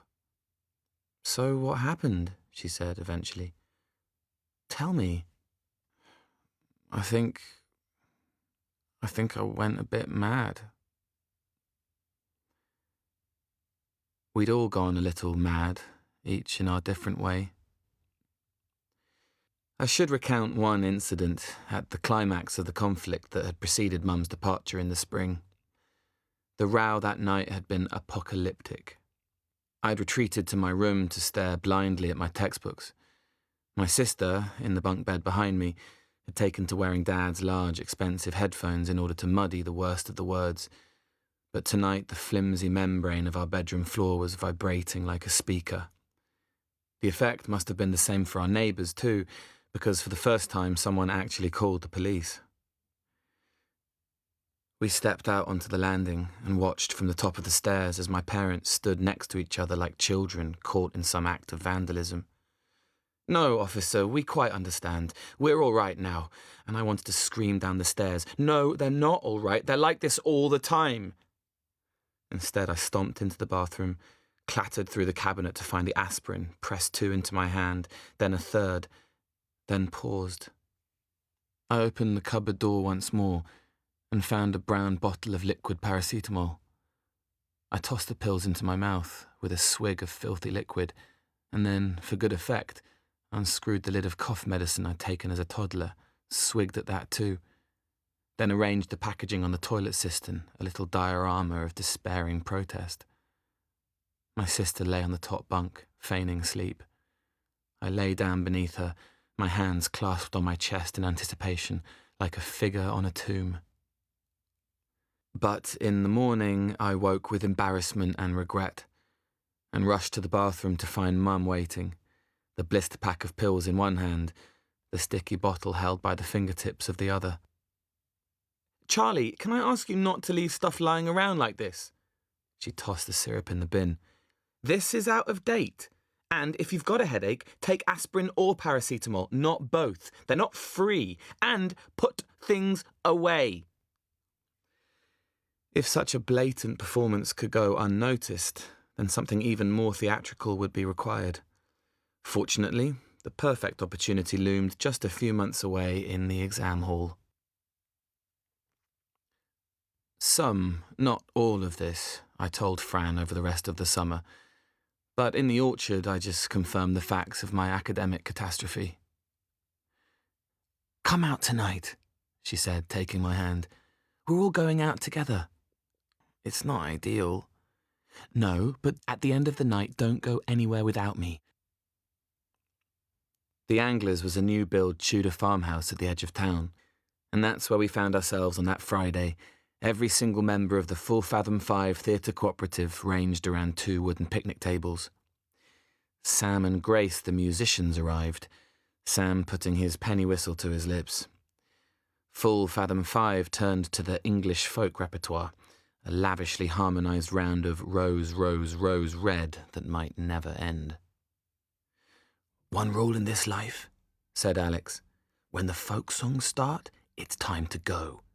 Here's what to do. Charlie, tell everyone you're going home, then go to this address." He handed me a scrap of paper. "We've got a taxi on its way. Wait for us outside." "What is it?" "A party," said Helen. "But I mean a real party. Very exclusive." "We'll see you there," said Fran. "You did promise, remember?" The house was on the Avenue, or Millionaire's Row as it was known, at a time when that still meant something. "Should we have brought something?" I said. "What, 4 cans of Stella and a mixtape?" laughed Alex. "It's not that kind of party." "Alex, are we gate-crashing?" "No, you're not gate-crashing. You're my dear friends from the show. I'll go and say hi to Bruno. Mingle. Go, go." And he disappeared into the house. On the patio, stylish men and women arranged themselves in stylish clusters, and dance music thunked from speakers concealed somewhere in the trees. "Christ, I needed a party," said Fran. "I feel bad about the others, though. I hate cliques. Except, when I'm invited to join a clique, in which case cliques are great. Did you have them at Merton College? Cliques?" "Of course. We just didn't use the word clique." "Were you in one?" "Sort of. Just a gang of boys, really." "Yeah, that's what Colin said. He said your lot sort of ruled the school." "Did he?" "And Lucy too. Except she said that they used to call her stuff. Like, what was it? Number 42? Like on a Chinese menu? Which doesn't even make sense given that she's Vietnamese, or her parents are." This much was true. She had been called 42 almost conversationally, more often than her real name. "And what did Colin say?" "He said he got the gay wimp stuff." "I didn't say those things." "They didn't say you did." Fran put her hand on mine. "I'm not telling you off." "It was another time. Different person. I just wanted to be sure that if we're gonna do this thing, that I hadn't got you wrong, that's all." "What thing?" I said. I felt her press her arm against mine. "You know what thing. But say it." She laughed. "It's not something you say. It's something you do." She took my arm and we passed through the other guests, who smiled and nodded, amused and indulgent, as if we were children who'd come down in our pyjamas to join the party. Alex, grinning widely, beckoned us closer. In his palm, a small pill. I'm prepared to split it 4 ways. It will hardly do anything, but who's in? We looked at each other for one moment, then Alex nipped the pill between his teeth, and we each took a tiny fragment and washed it down with our cocktail. The pill had no effect, and we confirmed this to each other every 10 minutes or so. Outside, lights on the terrace marked out a dance floor densely packed to its edges like a life raft. Alex whooped, took Helen's hand and bundled into the centre of the crowd, and Fran and I shared a look and followed. She pulled me close and put her mouth to my ear. "I'm really glad you're here." And we danced for a while like this, drifting away from the others to the edge of the raft, pulling each other close. I said, "Are you feeling anything?" And she opened her eyes and said, "No, not from the pill." And I said, "What do you mean?" And she said, "Oh, Charlie, I don't think I can stand this any longer." And she took my hand and pulled me out across the lawn towards the trees. I could hear our breathing and the blood pumping in my head as she took it between her hands and said, "Kiss me." And so we kissed, gently at first, and then more intently, her mouth opening just a little bit, but with no teeth grinding together, no sense of anything being wrong at all, here or anywhere else in the world. And oh, that was by the book. "You're so beautiful." She didn't laugh or jeer. She looked quite serious. "You're drunk." "I'm really not," I said. "Or if I am, then I still mean it." She kissed me again, lightly this time, as if to calm me down. Then she took my hand and we walked back into the light. The drugs had no effect, but it is true that the rest of the night had the feel of a montage even while it was taking place. As the party was entering its final stage, Fran and I went back outside. "Should we say goodbye to the others?" She kissed me. "Let's just leave. They'll know." The village where Fran lived was 4 miles from here. As the streets gave way to countryside, we would break off at intervals to fall upon each other in fields and verges, dew-damp. "I've got to work until 9 tonight, but could I see you after?" She laughed. "Nope." "Tomorrow, then?" "No, Monday, after rehearsals." We kissed and stood holding each other as if I'd been banished to Mantua, and I thought that I might risk something. "Sweet sorrow." "What?" "Sweet sorrow?" "Oh, you know, parting is such—" "Yes, I got the reference. It's my line. I just didn't hear you. It's important to enunciate." "It is important." "It is." We kissed again. "Okay, that's enough. Monday. Monday. Bye. Bye."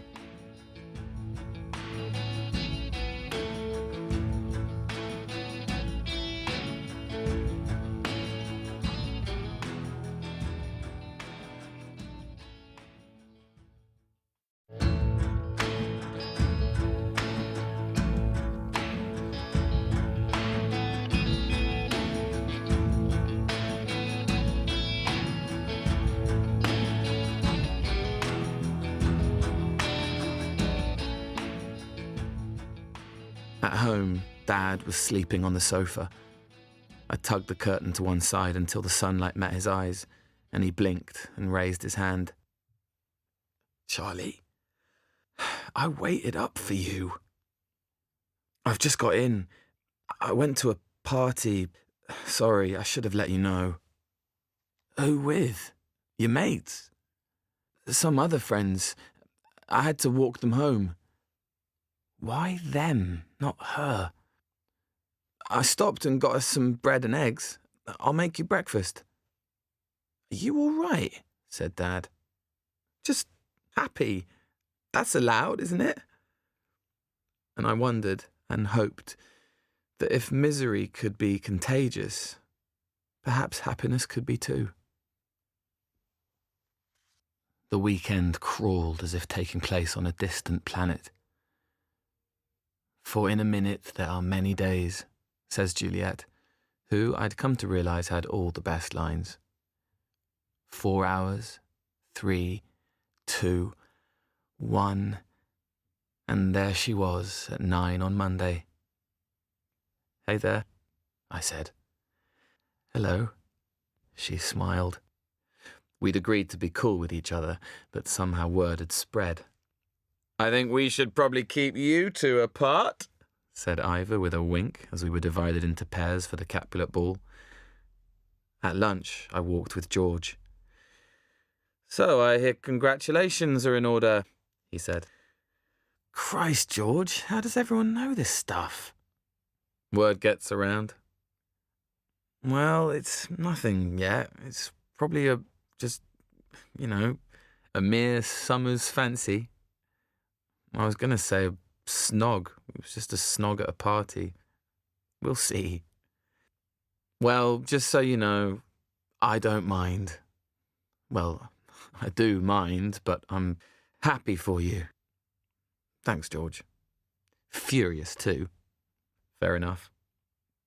"But don't say anything, will you, to her about me. I do have some pride." I said that I understood. At last, at the end of the long day, we found each other. But now Helen and Alex were running towards us. "So, where are we all going now?" said Helen. "Actually," said Fran, "Charlie and me are going to run some lines." And their laughter rang out through the treetops.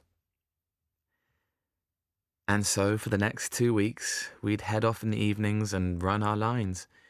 We'd cycle side by side, the sun fluttering through the trees like light through an old projector, sometimes only making it a short distance before we'd pull over and, still kissing, stumble off our bikes. We ran our lines in woods and hedgerows, and in the absence of traditional haystacks, in the shadow of black plastic-wrapped cylinders of straw.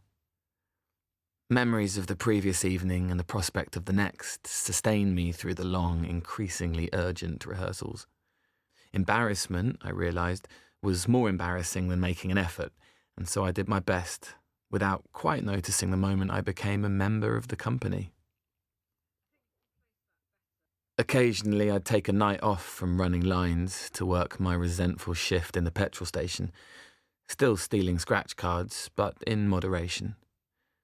Perhaps I'd use the money for some kind of gift, jewellery from Argos in Woking, and eat in dinner at the Taj Mahal. On the Thursday evening of the second week of running lines, Fran asked if I minded going a little further. We coasted down the long, straight avenue of poplar trees and, at the far end, slowed to a halt and paused while she peered at a map. "This way!" then struck off across a meadow.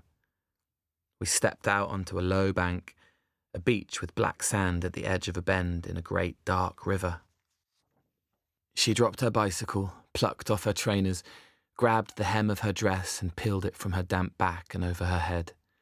Eyes fixed forward, she unhooked her bra and, at the water's edge, pulled down and stepped carefully out of her underwear. With a gasp, she took 2, 3 long steps into the water, and then she fell forward, yelping at the cold, and was gone, just a white shape against the green, carried downstream. I took the moment to quickly pull off my clothes. I ran bow-legged into the river with a huge splash. She caught me as I floated past, tangling together, and we kissed, tasting the river water on her lips. And I pulled her towards me so that our legs were interlocked, and we stayed like this until the water felt warm between us and our fingers pruned. Fran pulled her feet from the mud, lifted herself, and locked her legs around my hips. But this was too much, and, gasping, she pushed herself away. Drying out as best we could in the low, tired sun, she turned on her side and kissed me lightly. "That thing we almost did. The sex thing." "I've been thinking about it, and I want to wait." "Okay. Until when?" "Until you're 21. "Oh. Okay. Or the weekend?" "This weekend?" "I thought so." She started to laugh. "Your face. 21. Yeah, that was really funny." "But the weekend? You can manage?" "This weekend?" "Want to look at your diary?" No, I'm good." "That's if you want to do it with me," she said. "I don't want to take anything for granted." "Well, I was saving it for someone I liked. But in the meantime, as a stopgap, it's more or less the only thing I think about." She kissed me. "Can you tell your dad you're staying at Harper's?" "When?" "Friday." "I never really stay over there." "But you could this weekend. You could stay until Sunday night." "I suppose so." "Okay. Then I've got a plan."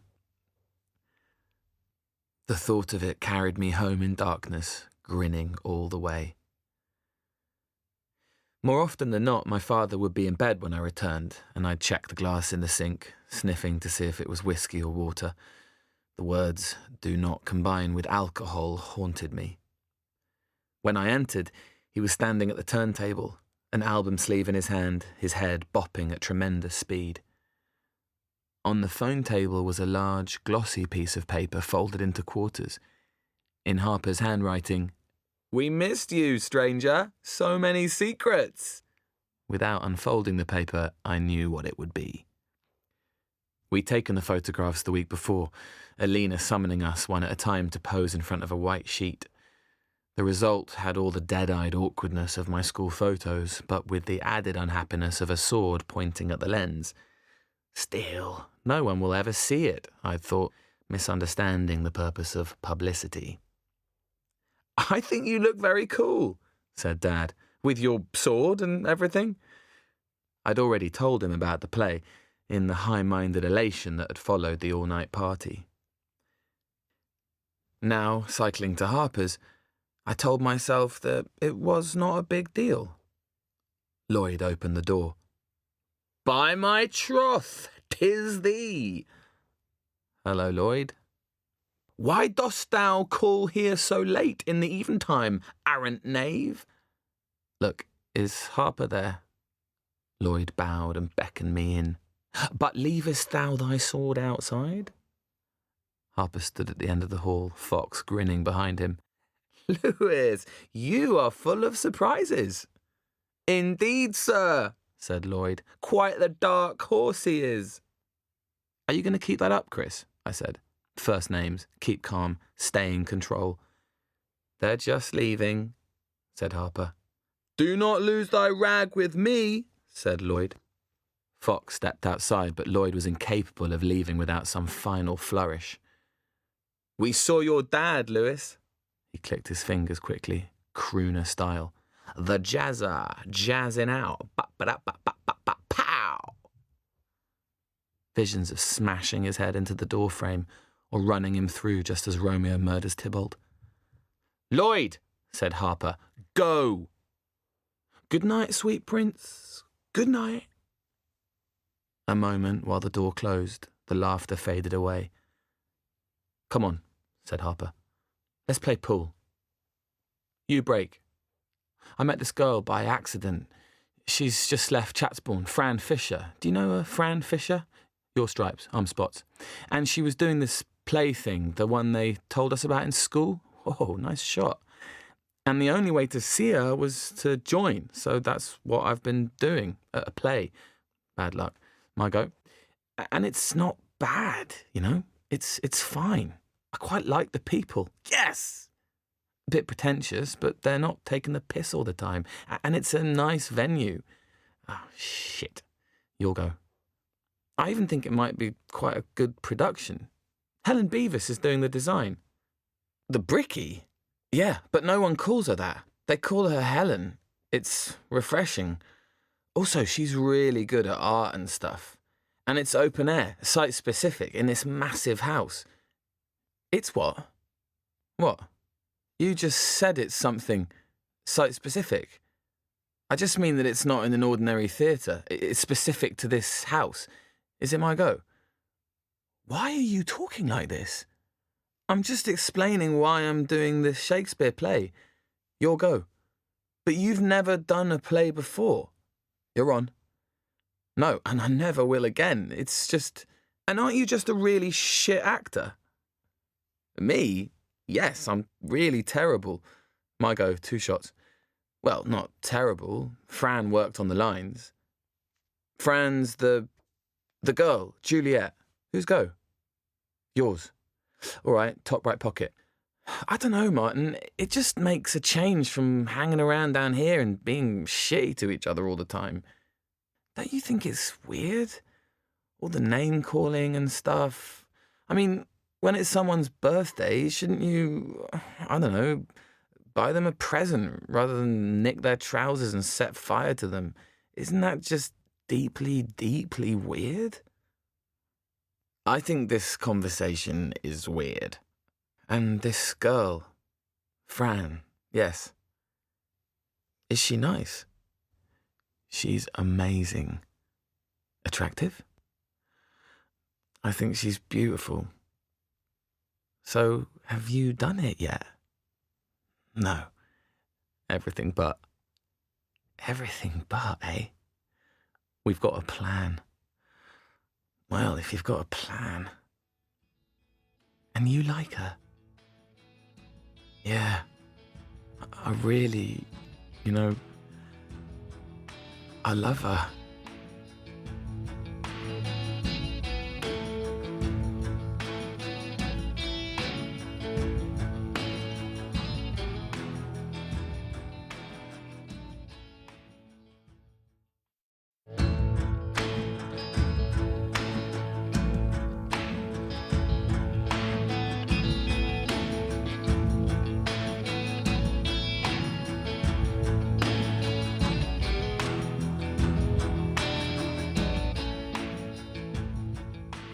key was still there on the lintel, and Fran placed it in the lock and slowly opened the door. The cottage looked musty and scrappy. I pulled her towards me and kissed her clumsily. "Let's get things ready." The first thing Fran arranged was the music. A Sony Discman, 2 miraculous mini-speakers, and a small stack of CDs. We wiped the dust off the red Formica table and unpacked our supplies.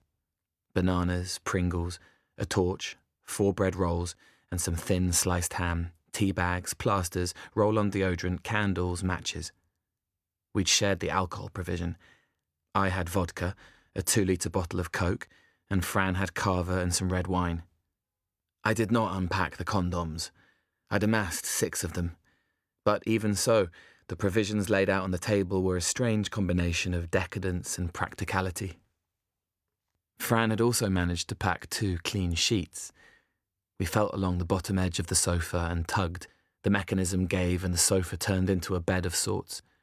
We stretched the fitted sheet across and looked at it in silence. We kissed for some time. We stopped to open the Cava and to make jokes, and, once drunk enough, to slow dance. But there was something a little awkward about it all, and the white sheet of the sofa bed glowed radioactively until eventually we found ourselves there, undressing clumsily, then, finally, making love. Despite all the anxieties, the overwhelming sensation was amazement. That I should be permitted to do such a thing, and with such a person. That she should not just allow it, but urge it on. I wasn't sure I'd got this point across. All I could manage was, "Oh, God." "You all right?" she said. "Just a moment." It was some time before I could speak again. "Cramp?" she said. "Not exactly. Was it all right for you?" "I wasn't going to ask that," I said, though I was. "It was lovely." "It was quite quick. I'm sorry." "Shh, just lie there. It was really lovely, like I said. And the first time is always a bit like that. The main thing is..." She took my hand and stared into my eyes. "You came to me as but a boy, and now you are a man." We laughed, and she pulled up the second sheet.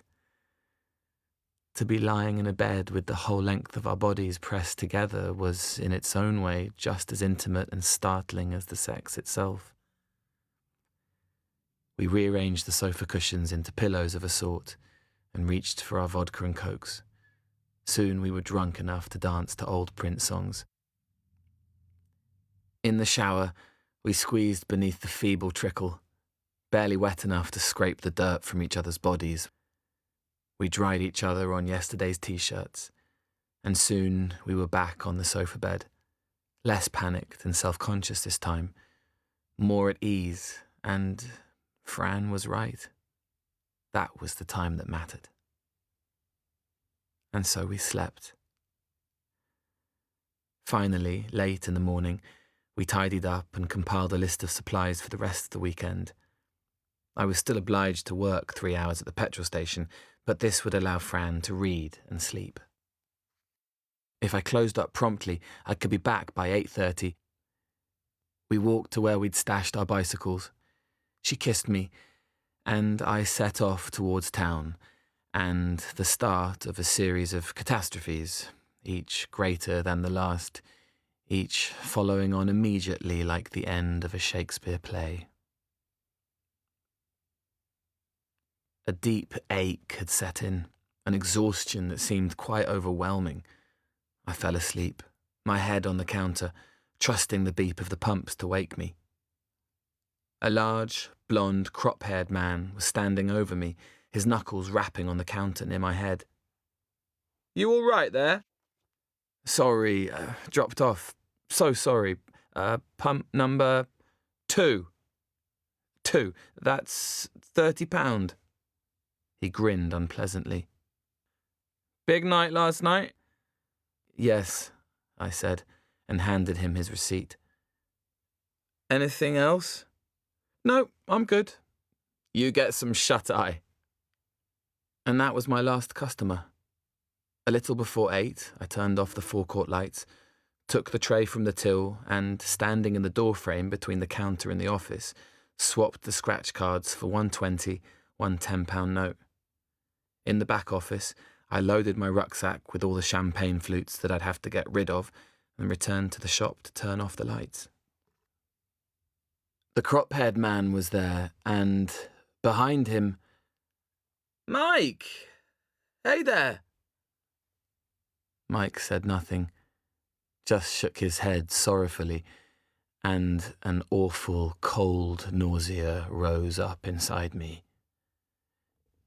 "Charlie, Mr. Howard here works for a private security firm." Anything else he might have said was drowned out by a great roar of panic at what lay ahead. What would Fran think? I thought of her alone in the gatehouse. I had to let her know and to tell her the story in my own words. "So we need to talk it through." One moment. I just need to..." I slipped sideways into the office and locked the door. "Come on, mate," said Mike. "It's just a chat." I pulled the rucksack carefully onto my back and pushed sharply on the bar of the emergency exit. Hands shaking, I locked the shop door too, sealing them inside. Catching the movement, Mr. Howard ran to the door, but I was already on my bike. If I could just dump the glasses, then rush back to the gatehouse, kiss Fran and tell her everything, that I'd done something stupid, but that I loved her. I heard a car behind me. Mike was close enough to lean out the window and rest his hand on my forearm. "Pull over, Charlie." "I can't talk to you now. I've got to be somewhere." Beyond Mike, I could see Mr. Howard hunched over the steering wheel, laughing, and so I stood and powered down into the pedals. I turned off the road, but I'd misjudged the angle needed to mount the high curb, and the bike juddered and then stopped entirely, sending me over the handlebars and onto the footpath. I think I was in shock for a while. I couldn't stand, and so we just sat quietly on the curb in the fading light. Already I could feel the blood on my back, chilling and stiffening. "We'll take you to hospital, see if there's any glass still in there." "But why did you try to get away? Silly, silly boy." I allowed myself a few words now. I had to be somewhere, that's all. And that was when the police turned up. I felt an awful fear. Police stations, magistrates' courts, criminal record. But before prison, the hospital. I sat on the edge of a plastic chair while a weary policewoman asked me questions. Had I been put in danger by the gentleman's driving? No, we'd been talking. Through the window of a moving car, only for a second, then I'd lost control. What was I doing with all those glasses in my bag? Here I stumbled. I want to speak to my solicitor. How about we call your parents? No, you can't do that. I'm sorry, son, you're 16 and you're in shock. We've got to let them know. I need to make my phone call now. I found the phone booth and dialed the number. Hello, Polly? Yes? Polly, it's Charlie here. From the play? Charlie, it's very late. Is something wrong? No. I just need to tell you something. To ask you a favour, really. To pass on a message. The thing is, you know the little cottage at the start of your driveway, the gatehouse? The thing is, I'm sorry, but there's someone waiting for me there. Each cube of crystal made a clear tinkling sound as the nurse dropped it in the kidney dish. Turning my head, I saw my mother, her face flickering between fury and concern. In the car, "Honestly, Charlie, what happened? We didn't raise a thief." We drove in silence. As a further indignity, my clothes had been too shredded and gory to wear, so Mum had brought her lover's oldest tracksuit. We turned into Thackeray Crescent. I could see the house lights on. "Does Dad know?" Mum exhaled. "Some girl phoned asking for you, and so he was worried because apparently you said you were staying at Harper's. And so he phoned me. That's how desperate he was. And I told him everything.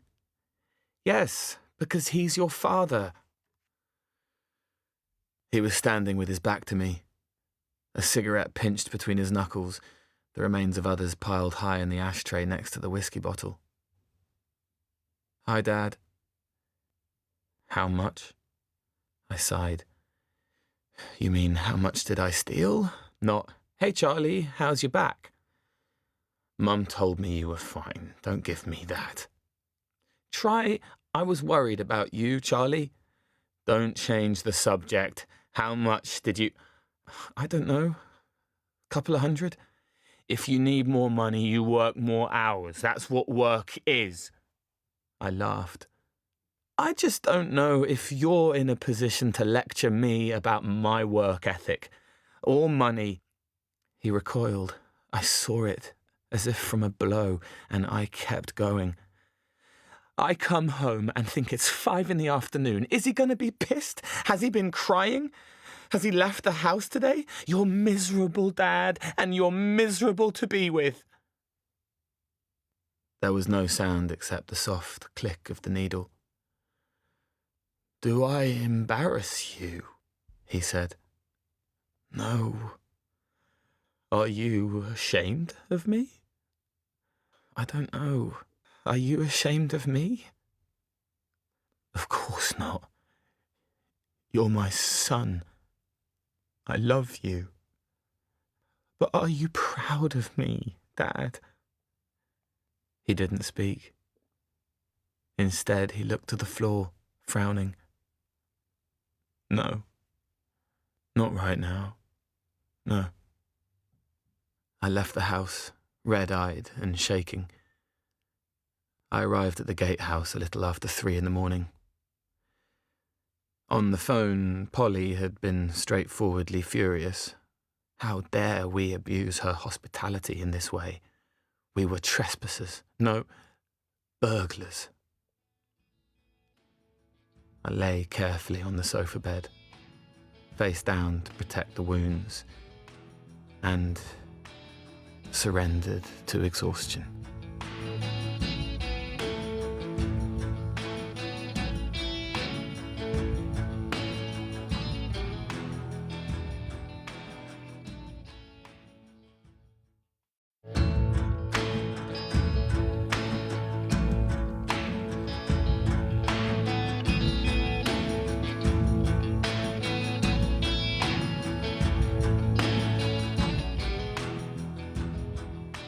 Fran listened silently until I leant forward and unveiled the bandages.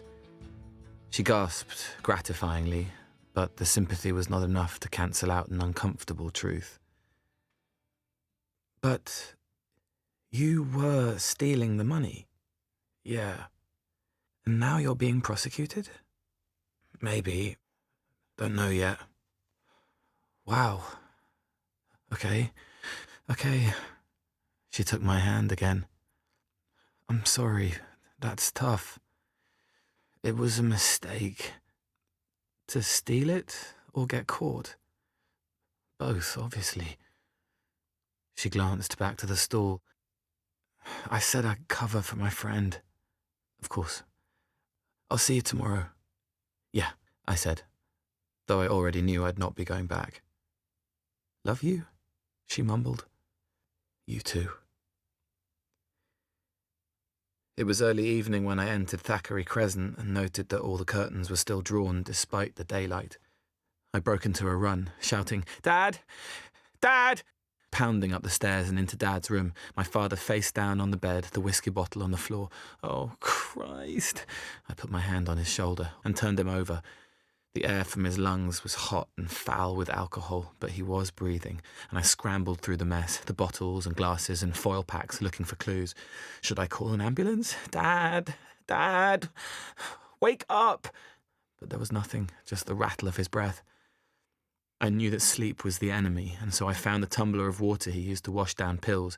I made a deal. If he didn't stir, I'd call an ambulance. I trickled a little on his cheek and then emptied the whole glass. He groaned, and I saw the bulge of the cornea move beneath the eyelid as if sealed inside.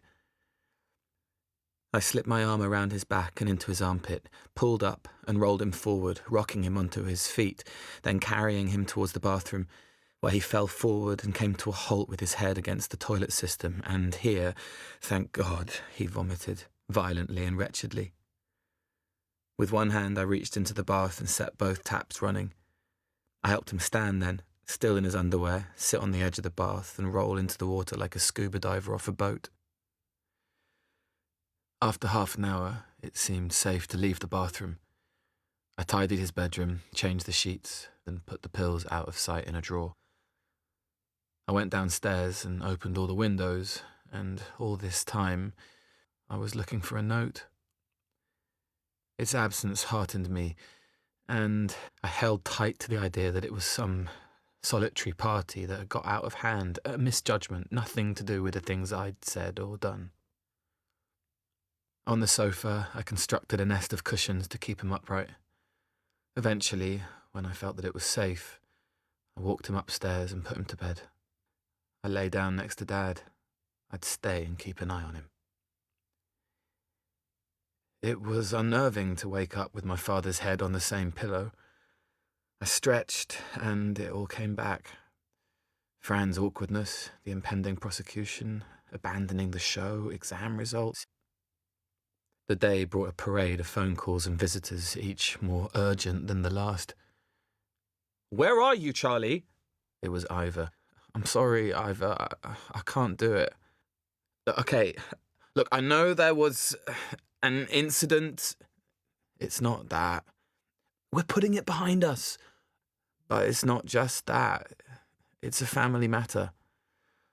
"Christ, Charlie, this is hard. Very, very hard." "I know, I'm sorry. Good luck, Ivor. And thank you."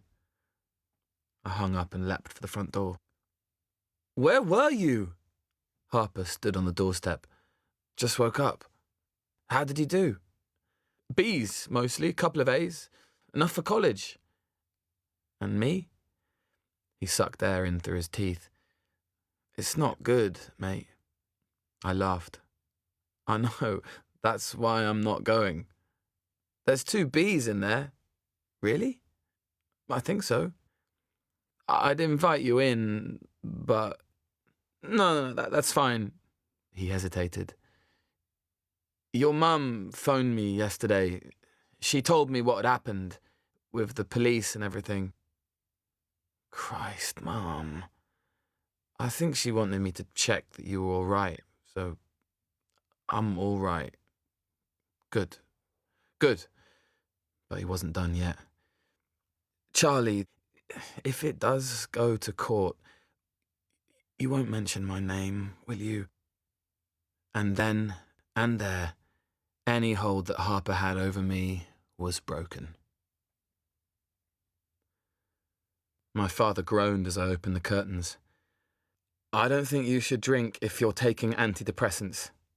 "No, I know. They don't work if you do. There's side effects, and I worry. We all do. That's one of the side effects, us worrying. It's not fair." "I know. What happened anyway?" "It got out of hand, that's all." "Do you want to talk about it?" "No. Because I can't be putting you in the bath again, Dad. It's really gross."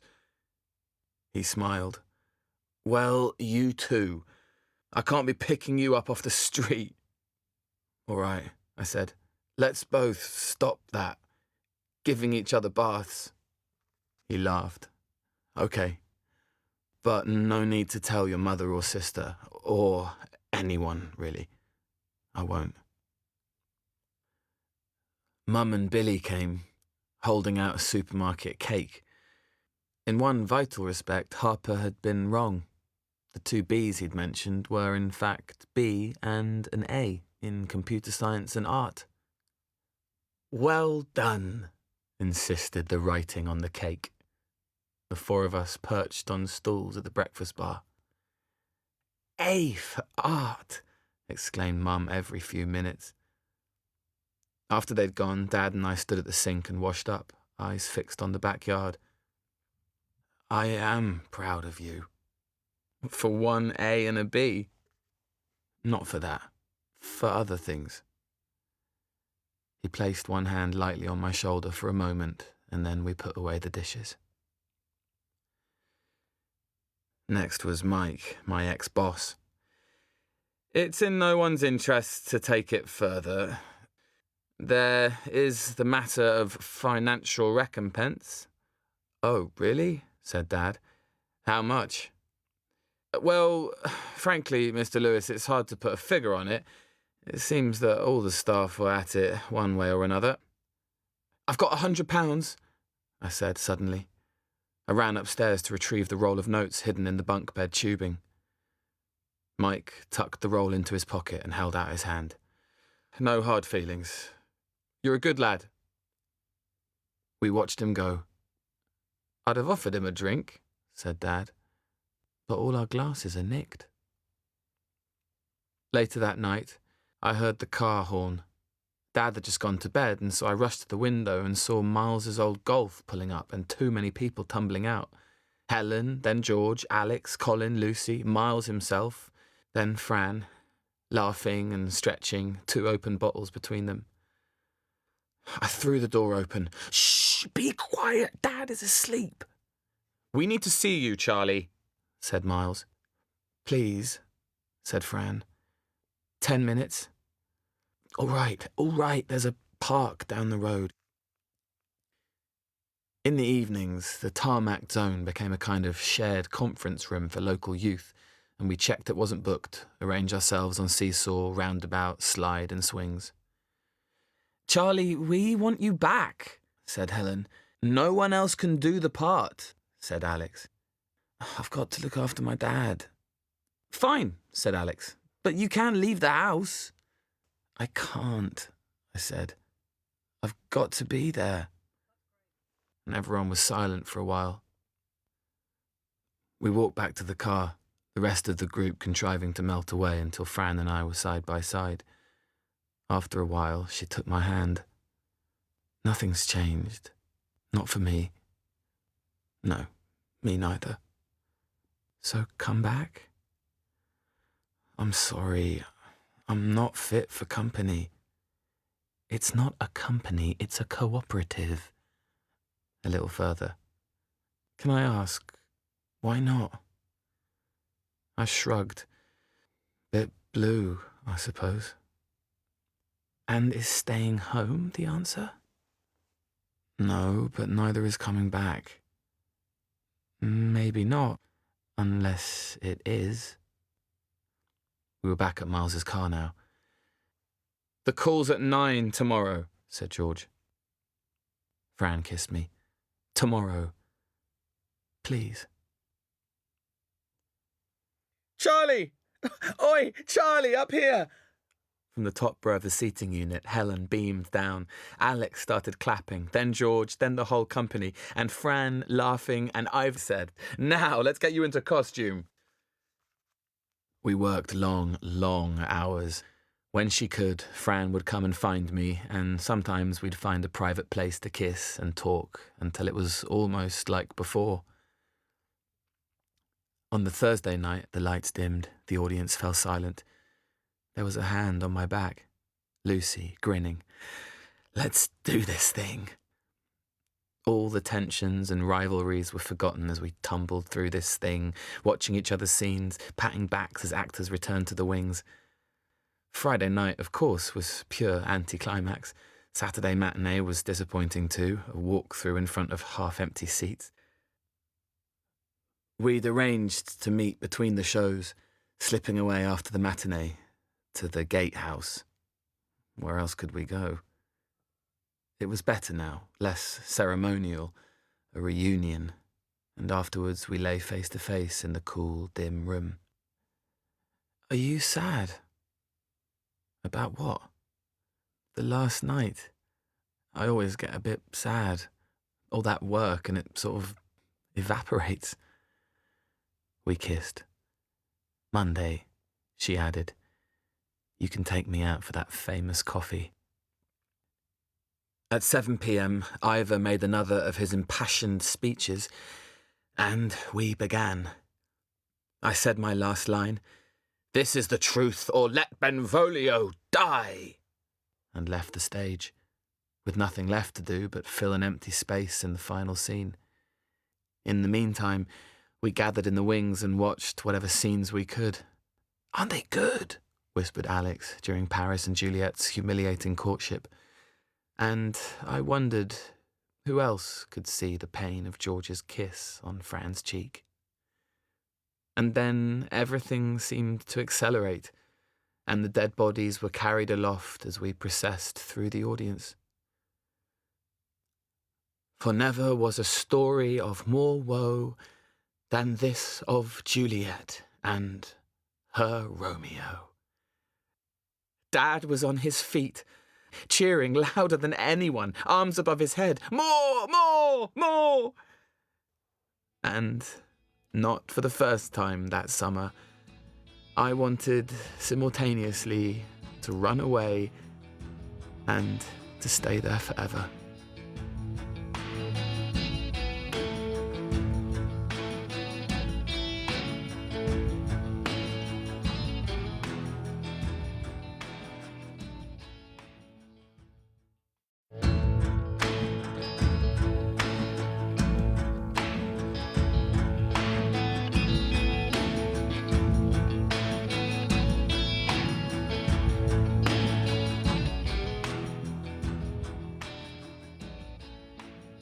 We broke up in January. We did our best to prevent it. Fran's results meant that she could go to a college that specialised in the performing arts, and while she began the daily commute, I started to look for a job. We both knew how things might go, and so we laid down strategies to avoid these tensions. There'd be no jealous boyfriend act.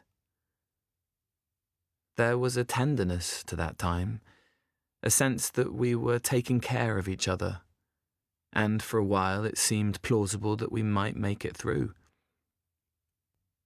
The breakup took place early in the new year. I'd become angry, said Fran, and negative, and I, in turn, got to make my speech about her snobbery. It was an argument from which neither of us could recover. Fran Fisher walked away to get a minicab home. I wouldn't see her again for more than 20 years. But I would see her again. On Christmas Eve in 2002, I'd taken up my spot at the bar in the Anglers. Oh my God! Hello, Helen. Charlie Lewis, come here! Hi, Alex, I mumbled into his shoulder as they wrenched me from the stool. We moved to a table. Predictably, they were both in London now, a sociology degree for Helen, last year of drama school for Alex, sharing a big house in Brixton with playwrights and artists. When it was my turn, I told them about my work at the airport, clearing the tables in the 24-hour executive lounge, trying to make a dark joke out of it. They laughed, but looked concerned. I escaped to the bar and realised, as I waited, that it was not nostalgia that had brought them here, but irony. The Anglers was a joke to them, and I wondered if I was too. When I got back, Alex got up to make a call, and Helen and I sat in silence. She nodded towards the bar and the row of 3 male backsides, the cleft of the buttocks visible over the backs of their jeans, heads down, no conversation. Don't wind up like that, will you? You sound like a snob, Hel.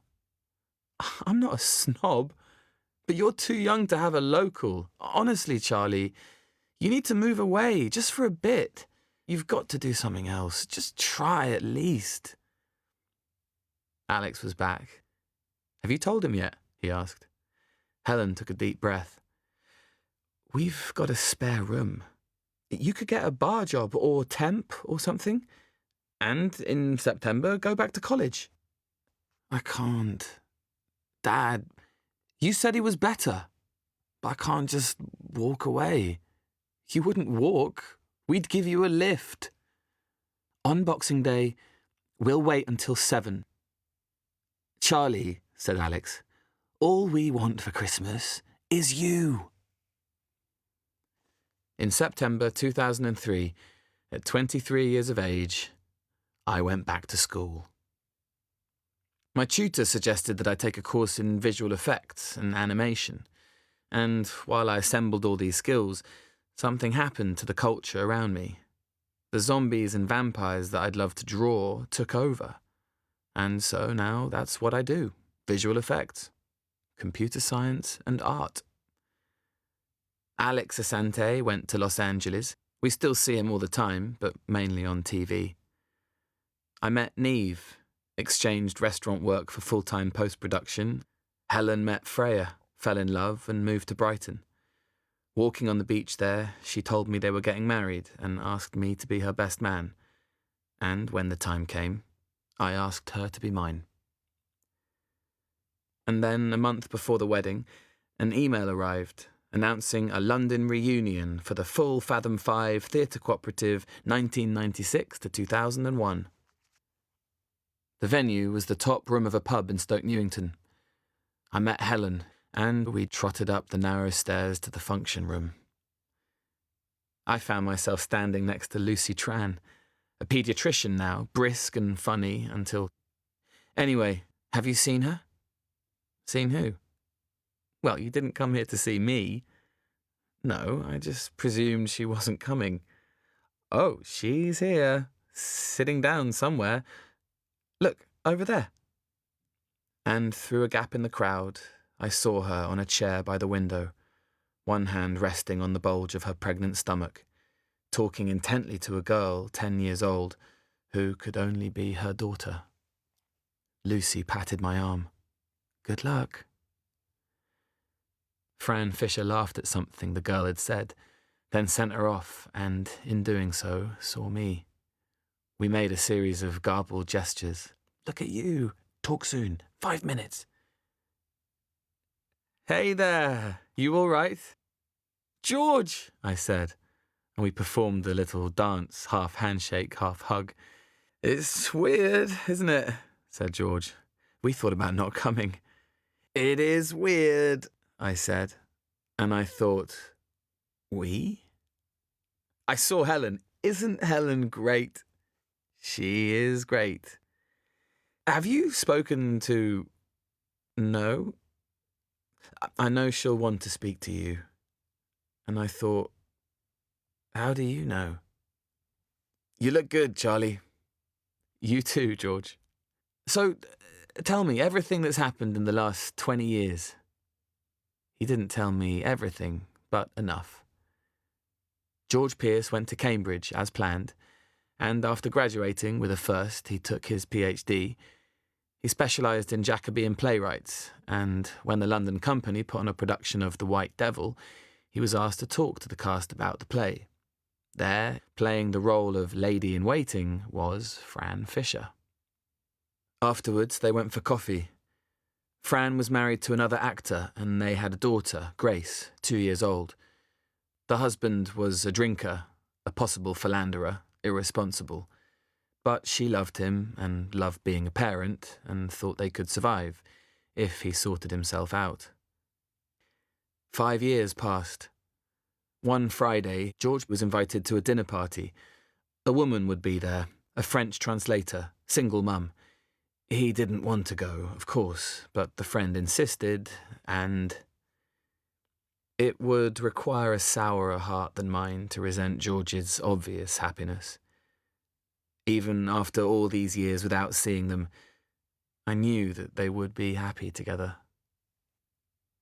It's weird, isn't it? He laughed. Well, if it's any consolation, it's pretty loveless. Isn't that right, Fran? It's true, said Fran, appearing at his side. It is grim. Hello. I leant over the bulge, tapped her cheek with mine. Come with me, she said, taking my hand, and I'll tell you all about the dark side. The pub had a roof, and we sat on an old bench. George Pierce, eh? He was worried about you coming. Thought that you might lash out. 20 years ago I would have. Or some old spark would reignite and we'd elope. Well, that is why I'm here. She laughed. What does it say on the box? Don't return to the firework once lit? There's got to be a time limit, though, hasn't there? I think 20 years is long enough. Hey, you didn't like George back then, did you? Of course not. She took my hand. I was in love with you, wasn't I? Well, you too. I mean, you must have noticed. I did. I loved you a lot. And I mean a lot. Well, the same. Which doesn't happen often, believe me. No. I'm sorry it ended badly. Was it bad? It was painful, but not bad. A moment, then. Well, you look glowing. Is that what people say? Blood pressure and rage. Bigger hips, too. That's babies for you. You don't have any? Kids? No. We'd like them. I mean, we're trying. Well, good luck. So, I said, we should go down. And here we should have stood and left, but instead, she lifted my hand and looked at our interlaced fingers. And you are happy, aren't you? I am. Well, so am I. So am I. There you go. We had a happy ending. We're not eloping, then? Well, normally I would say yes, but I've got a cesarean booked, and you're getting married, so... At the top of the stairs, we paused. This would be goodbye, I knew, and so before I could think too much, I said the words that had been caught in my throat all night. So, what I came for... Go on. It's really corny. Don't throw up. I promise nothing. Well, I wasn't very happy when we met, and then I was. I mean, delirious. So I think it's just... Thank you. She leant back against the doorframe, looked at me a while and smiled and gave a nod of her head. Pleasure, she said. Back at the party, Helen barreled across the room. Let's get out of here. I grabbed my coat and looked for Fran and her family, but it seemed that they'd already gone. I found Neve asleep on the sofa. She started awake. What? Hello? What time is it? 9:45. Wild man. Where is she then? She's waiting in the car downstairs. Oh, is that right? I just came up to throw a few things in a bag. Our car? Yes, we're taking the car. Seems harsh. Can I keep the TV? Won't it remind you of me? Not especially. Who's going to call the caterers? Leave it till tomorrow. I kissed her, and we sat with our heads resting against each other. It's great that we can laugh about these things, isn't it? She said. The thing is, Neve, you can laugh about these things. Can I? Yes, you can. Good. Let's go to bed. We didn't move. But how was she? She was nice. Everyone was.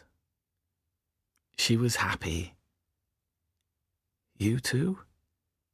And me too. Well, there you go, she said. That's all you can hope for, isn't it?